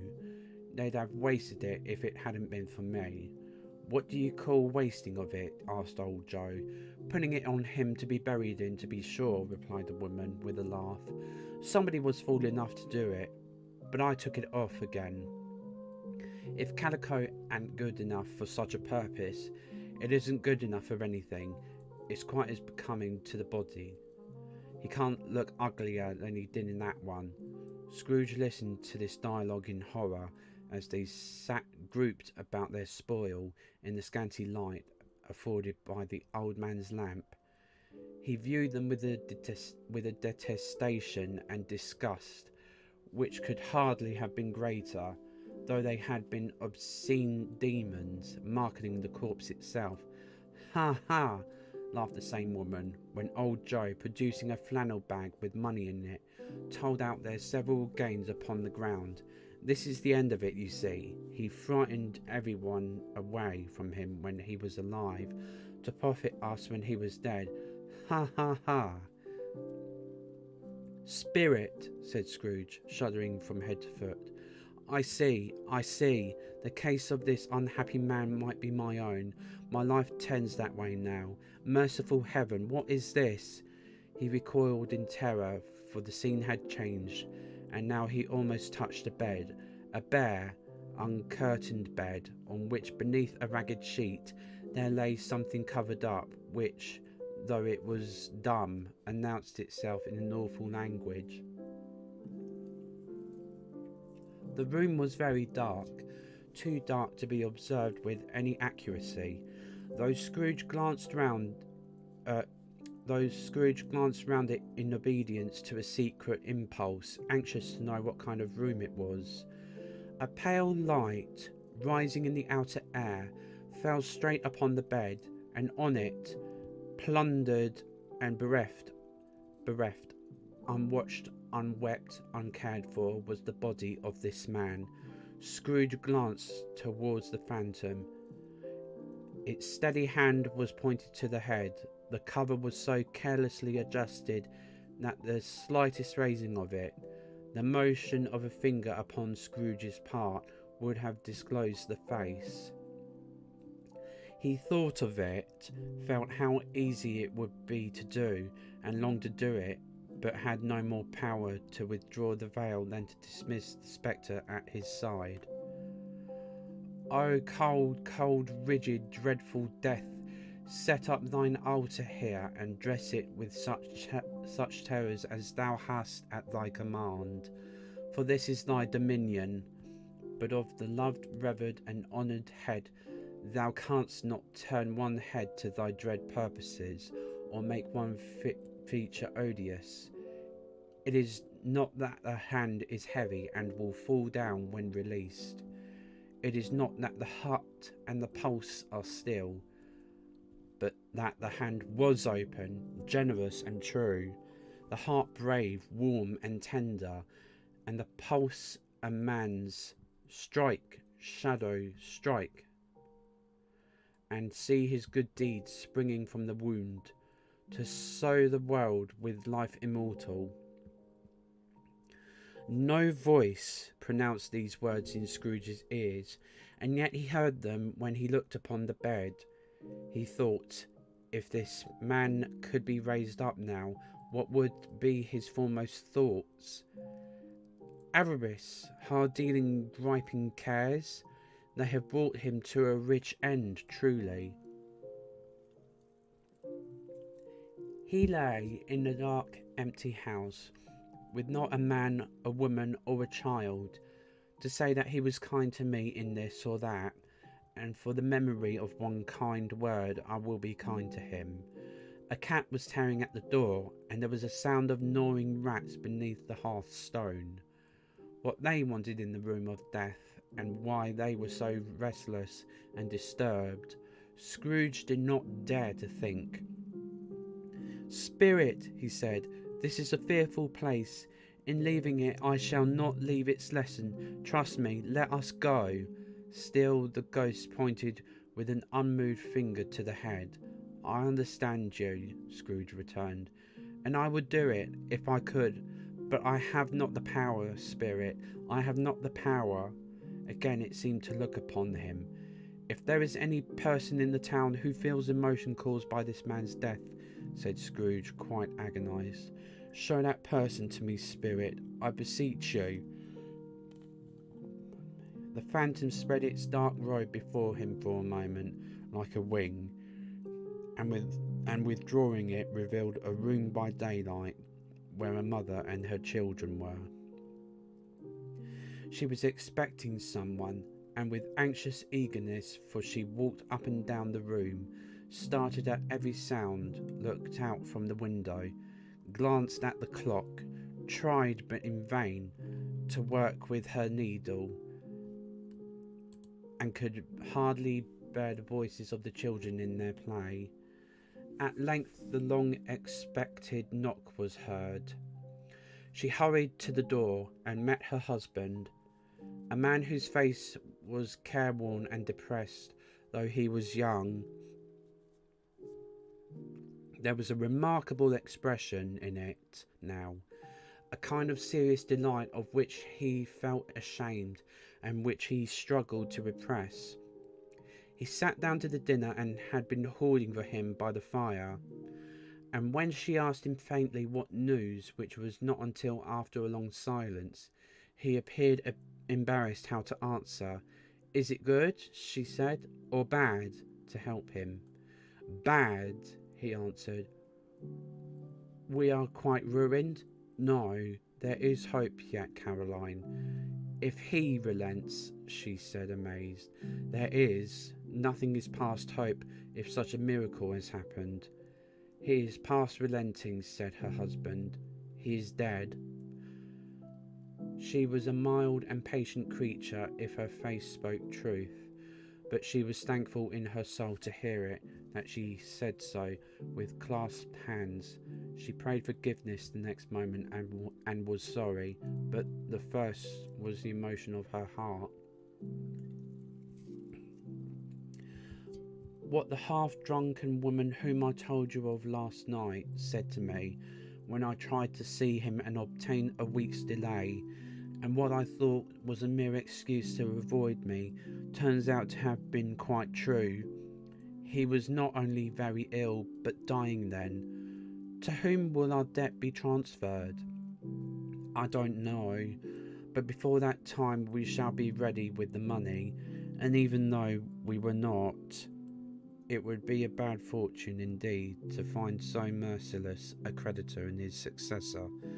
We may sleep tonight with light hearts, Caroline."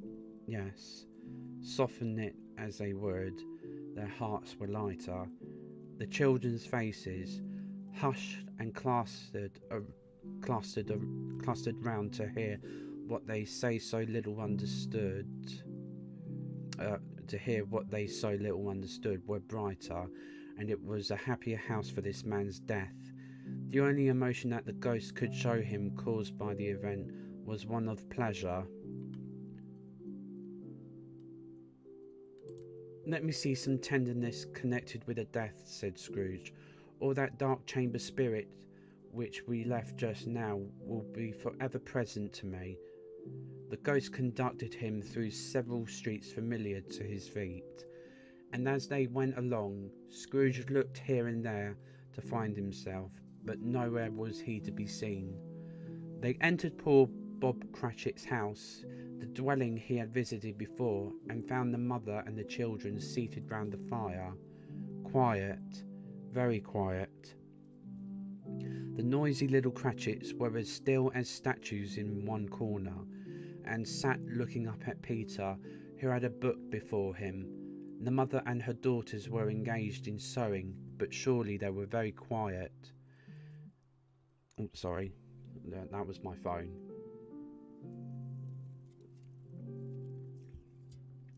"And he took a child, and set him in the midst of them." Where had Scrooge heard those words? He had not dreamed them. The boy must have read them out as he and the spirit crossed the threshold. Why did he not go on? The mother laid her work upon the table and put her hand up to her face. "The colour hurts my eyes," she said. "The colour? Ah, poor Tiny Tim." "They're better now again," said Cratchit's wife. "It makes them weak by candlelight, and I wouldn't show weak eyes to your father when he comes home for the world. It must be near his time." "Pass it rather," Peter answered, shutting up his book. "But I think he has walked a little slower than he used these few last evenings, mother." They were very quiet again. At last she said, and in a steady, cheerful voice that only faltered once, I have known him walk with Tiny Tim upon his shoulder, very fast indeed." "And so have I," cried Peter. "Often." "And so have I," exclaimed another. "So had all." "But he was very light to carry," she resumed, intent upon her work, "and his father loved him so that it was no trouble, and there is your father at the door."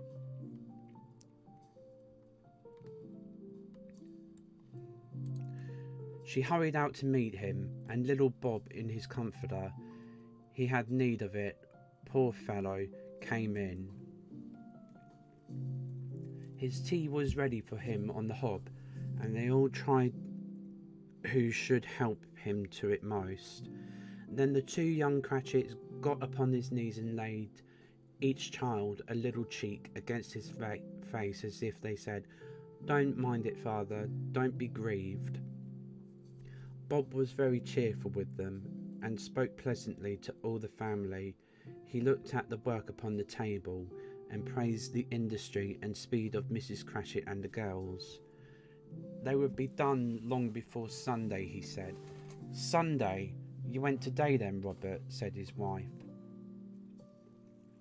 "Yes, my dear," returned Bob. "I wish you could have gone. It would have done you good to see how green a place it is. But you'll see it often." I promised him that I would walk there on the Sunday. "My little child," cried Bob. "My little child." He broke down all at once. He couldn't help it. If he could have helped it, he and his child would have been farther apart perhaps than they were. He left the room and went upstairs into the room above, which was lighted cheerfully and hung with Christmas. There was a chair set close beside the child, and there were signs of someone having been there lately. Poor Bob sat down in it, and when he had thought a little and composed himself, he kissed the little face. He was reconciled to what had happened, and went down again quite happy. They drew about the fire and talked, the girls and mother working still. Bob told them of the extraordinary kindness of Mr. Scrooge's nephew, whom he had scarcely seen but once, and who, meeting him in the street that day, and seeing that he looked just a little down, you know, said Bob, inquired what had happened to distress him. "On which," said Bob, "for he is the pleasantest spoken gentleman you ever heard," I told him. "I am heartily sorry for it, Mr. Cratchit," he said, "and heartily sorry for your good wife. By the by, how he ever knew that, I don't know." "Knew what, my dear?" "Why, that you were a good wife," replied Bob. "Everybody knows that," said Peter. Very well observed, my boy," cried Bob. I hope they do. Heartily sorry," he said, "for your good wife. If I can be of service to you in any way," he said, giving me his card, "that's where I live. Pray come to me." "Now it wasn't," cried Bob. "Oh, hi, Real Life Fiasco. Merry Christmas. And a Happy New Year to you as well. How are you?"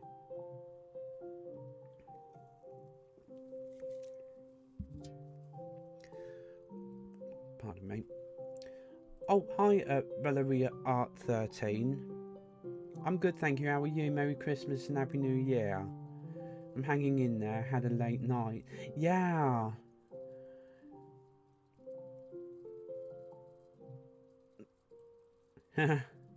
That's good, Real Life Fiasco.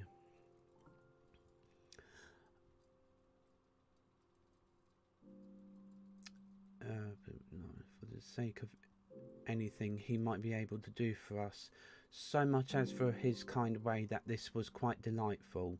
It really seemed as if he had known our Tiny Tim and felt with us. "I'm sure he's a good soul," said Mrs. Cratchit. "You would be surer of it, my dear," returned Bob. "If you saw and spoke to him, I shouldn't be at all surprised. Mark what I say, if he got Peter a better situation." "We were in Discord watching movies till 3 a.m. Nice. How's your streaming going?" "It's going really well, thank you very much, Valeria." "Yeah, going really well. This is part 4 of me reading different Christmas stories. I'm going to finish reading A Christmas Carol. Thank you. A good friend with the username Ichiro Zuri has done that for me.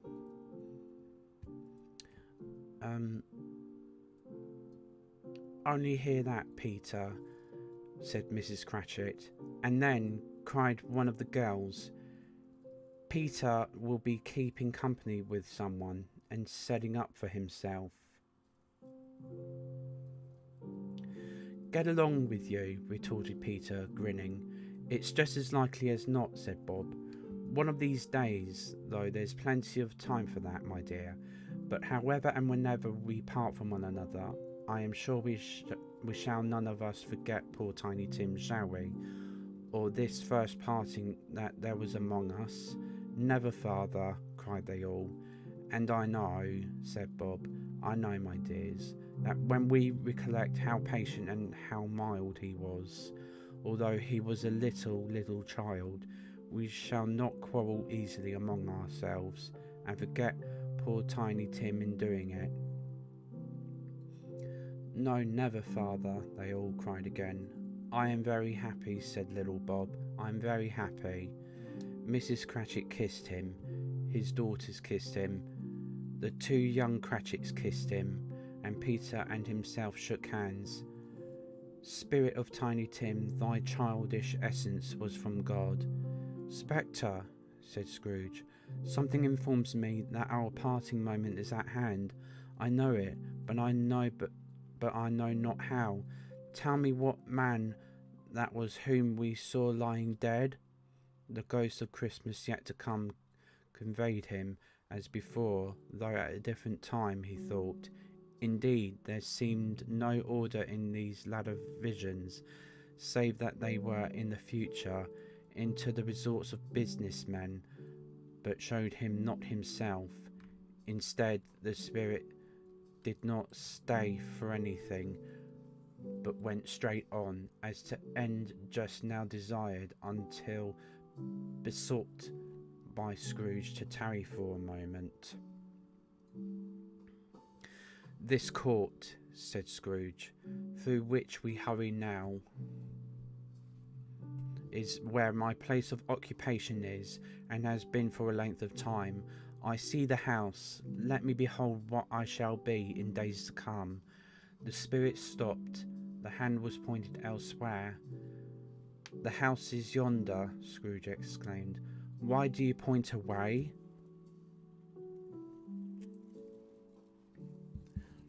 Oh.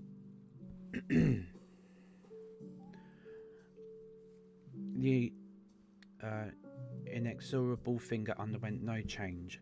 Scrooge hastened to the window of his office and looked in. It was an office still, but not his. The furniture was not the same, and the figure in the chair was not himself. The phantom pointed as before. He joined it once again, and wondering why and whither he had gone, accompanied it until they reached an iron gate. He paused to look round before entering. A churchyard. Here, then, the wretched man whose name he had now to learn lay underneath the ground. It was a worthy place, walled in by houses, overrun by grass and weeds, the growth of vegetation's death, not life, choked up with too much burying, fat with repleted appetite, a worthy place. The spirit stood among the graves and pointed down to one. He advanced towards it trembling. The phantom was exactly as it had been, but he dreaded that he saw new meaning in its solemn shape. Before I draw nearer to that stone to which you point, said Scrooge, answer me one question. Are these the shadows of the things that will be, or are they shadows of things that may be only? Still the ghost pointed downward to the grave by which it stood. Men's courses will foreshadow certain ends to which, if persevered in, they must lead. said Scrooge. "But if the courses be departed from, the ends will change. Say it is thus with what you show me." The spirit was immovable as ever. Scrooge crept towards it, trembling as he went, and following the finger, read upon the stone of the neglected grave his own name, Ebenezer Scrooge.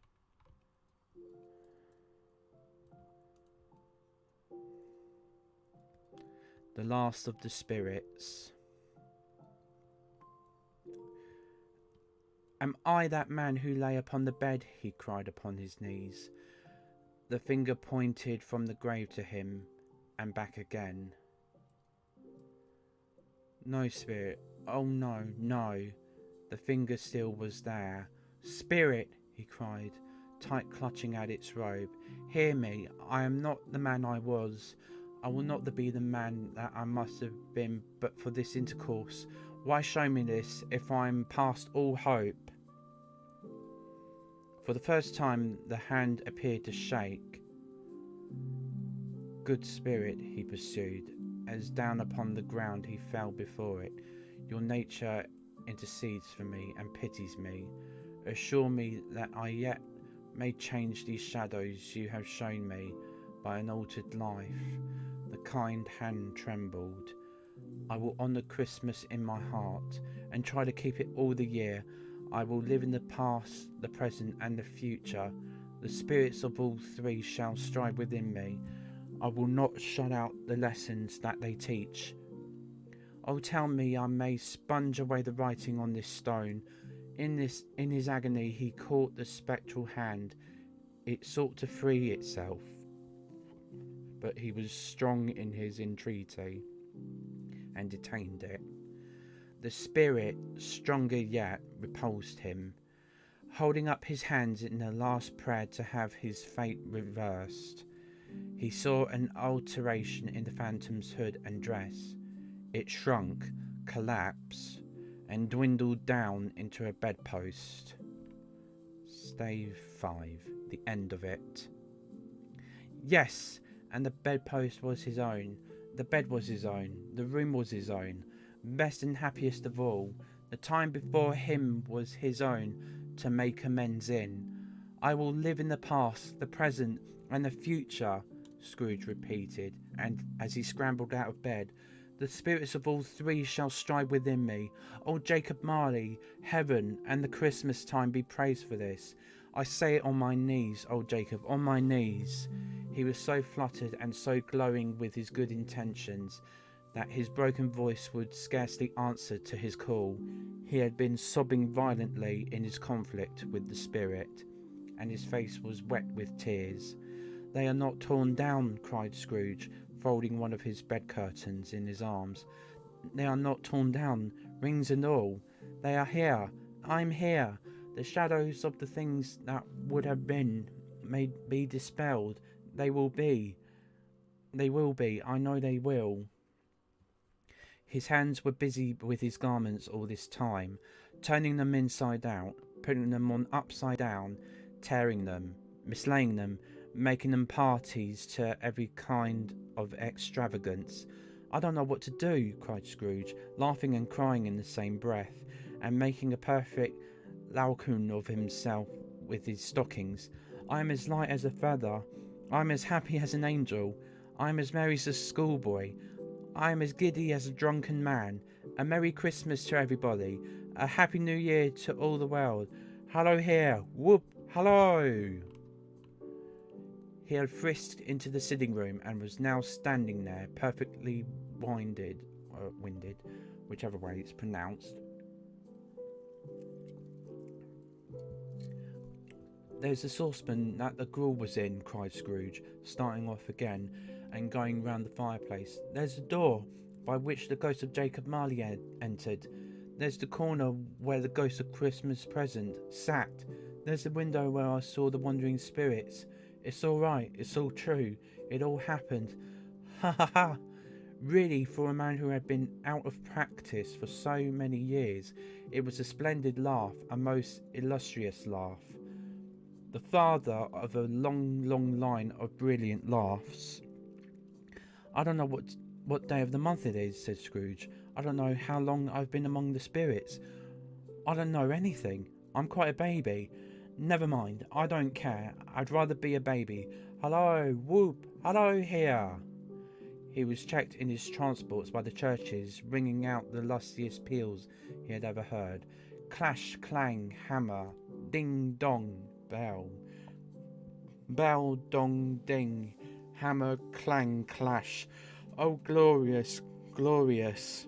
Running to the window, he opened it and put out his head.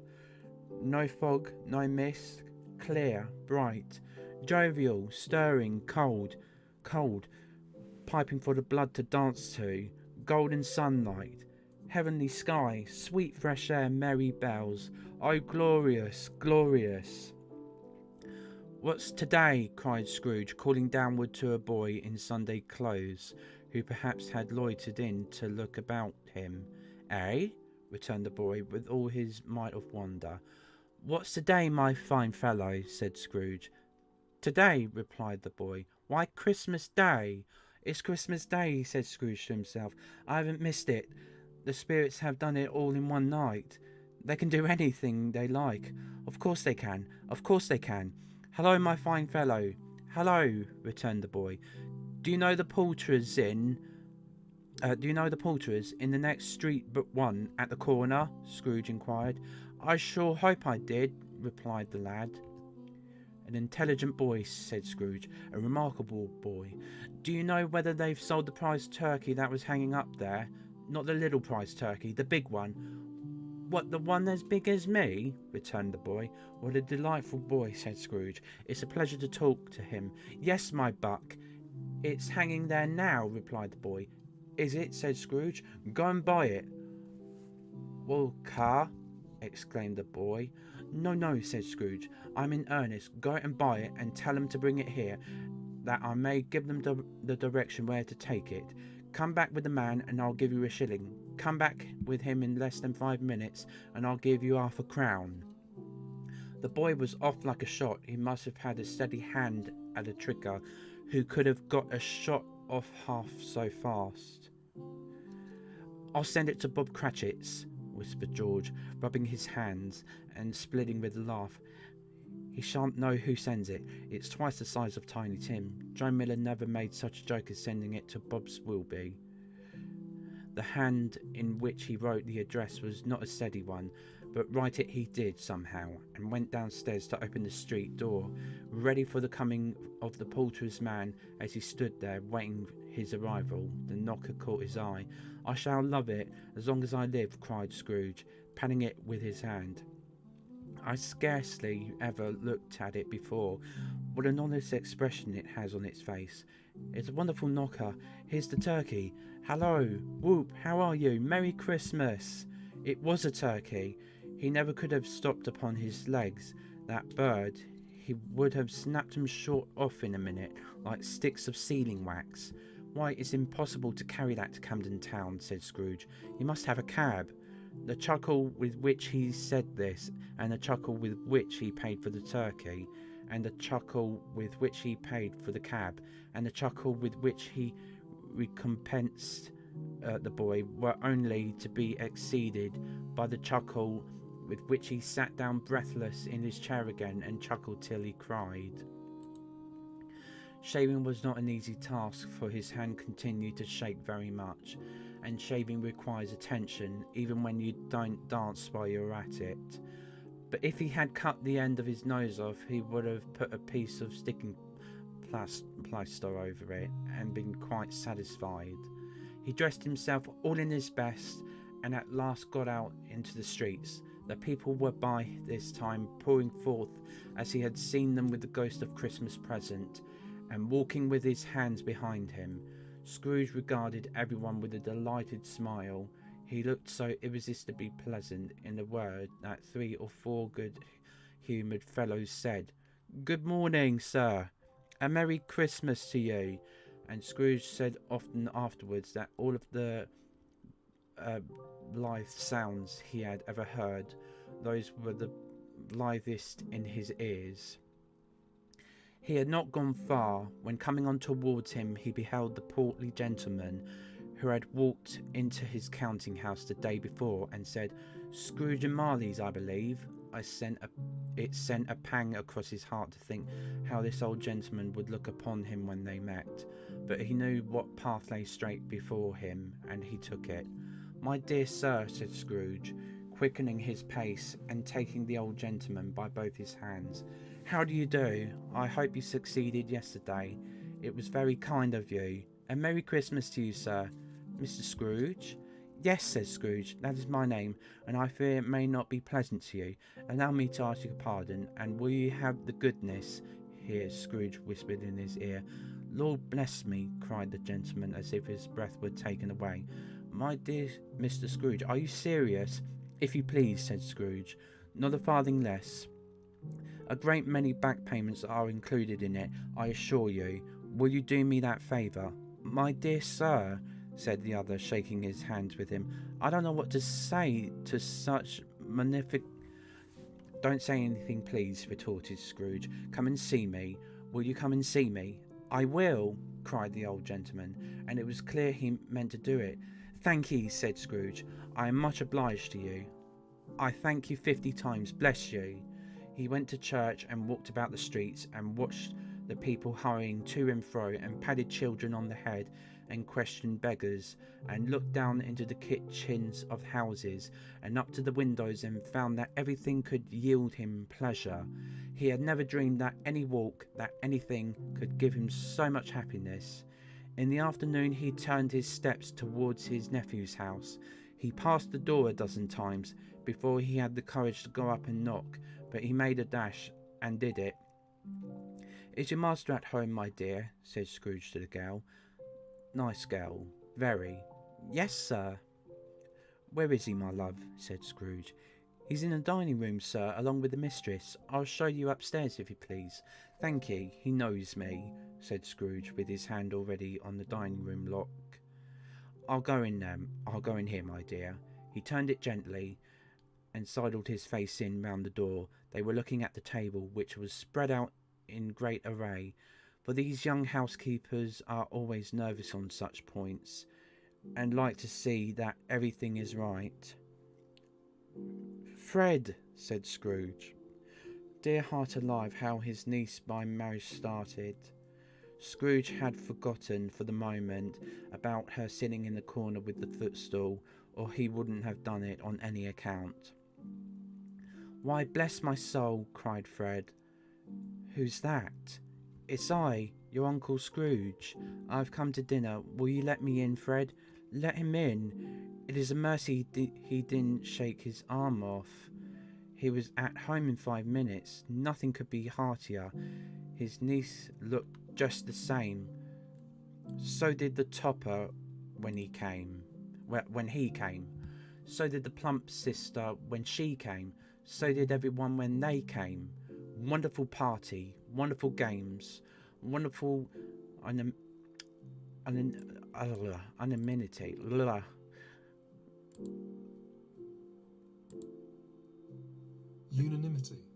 Unanimity. Okay, there was wonderful unanimity, wonderful happiness. But he was early at the office next morning. Oh, he was early there. If he could only be there first and catch Bob Cratchit coming late. That was the thing he had set his heart upon. And he did it. Yes, he did. The clock struck 9. No Bob. 1:15. No Bob. He was full 18 minutes and a half behind his time. Scrooge sat with his door wide open that he might see him come into the tank. His hat was off. Before he opened the door, his comforter too. He was on his stool in a jiffy, driving away with his pen as if he were trying to overtake 9 o'clock. "Hello," growled Scrooge, in his accustomed voice, as near he could feign it. "What do you mean by coming here at this time of day?" "I am very sorry, sir," said Bob. "I am behind my time." "You are?" repeated Scrooge. "Yes, I think you are. Step this way, sir, if you please." "It's only once a year, sir," pleaded Bob. appearing from the tank. Oh, what's that? Let me see. Oh, thank you, Siraj Durak, for gifting a sub to Real Life Fiasco. Much appreciated. And Merry Christmas to you, Siraj Durak.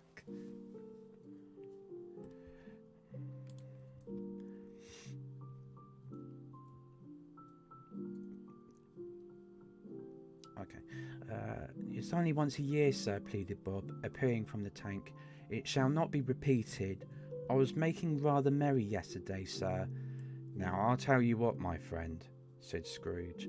I'm not going to stand this sort of thing any longer, and therefore, he continued, leaping from his stool and give Bob such a dig in the waistcoat that he staggered back into the tank again, and therefore I'm about to raise your salary.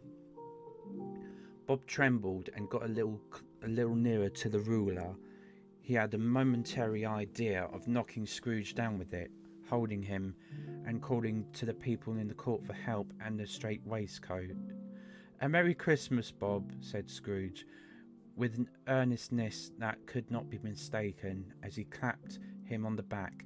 "A merrier Christmas, Bob, my good fellow, than I have given you for many a year. I'll raise your salary, and endeavour to assist your struggling family, and we will discuss your affairs this very afternoon over a Christmas bowl of smoking bishop, Bob. Make up the fires and buy another coal scuttle before you dot another I, Bob Cratchit." "Thank you so much, Durak. Merry Christmas to you too." Scrooge was better than his word. He did it all, and infinitely more, and to Tiny Tim, who did not die. He was a second father. He became as good a friend, as good a master, and as good a man as the good old city knew, or any other good old city, town, or borough in the good old world. Some people laughed to see the alteration in him, but he let them laugh, and little heeded them, for he was wise enough to know that nothing ever happened on this globe for good, at which some people did not have their fill of laughter in the outset, and knowing that such as these would be blind anyway, he thought it quite as well as they should wrinkle up their eyes in grins, as have the Malady.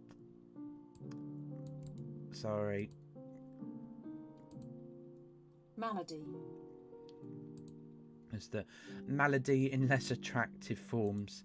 His own heart laughed, and that was quite enough for him.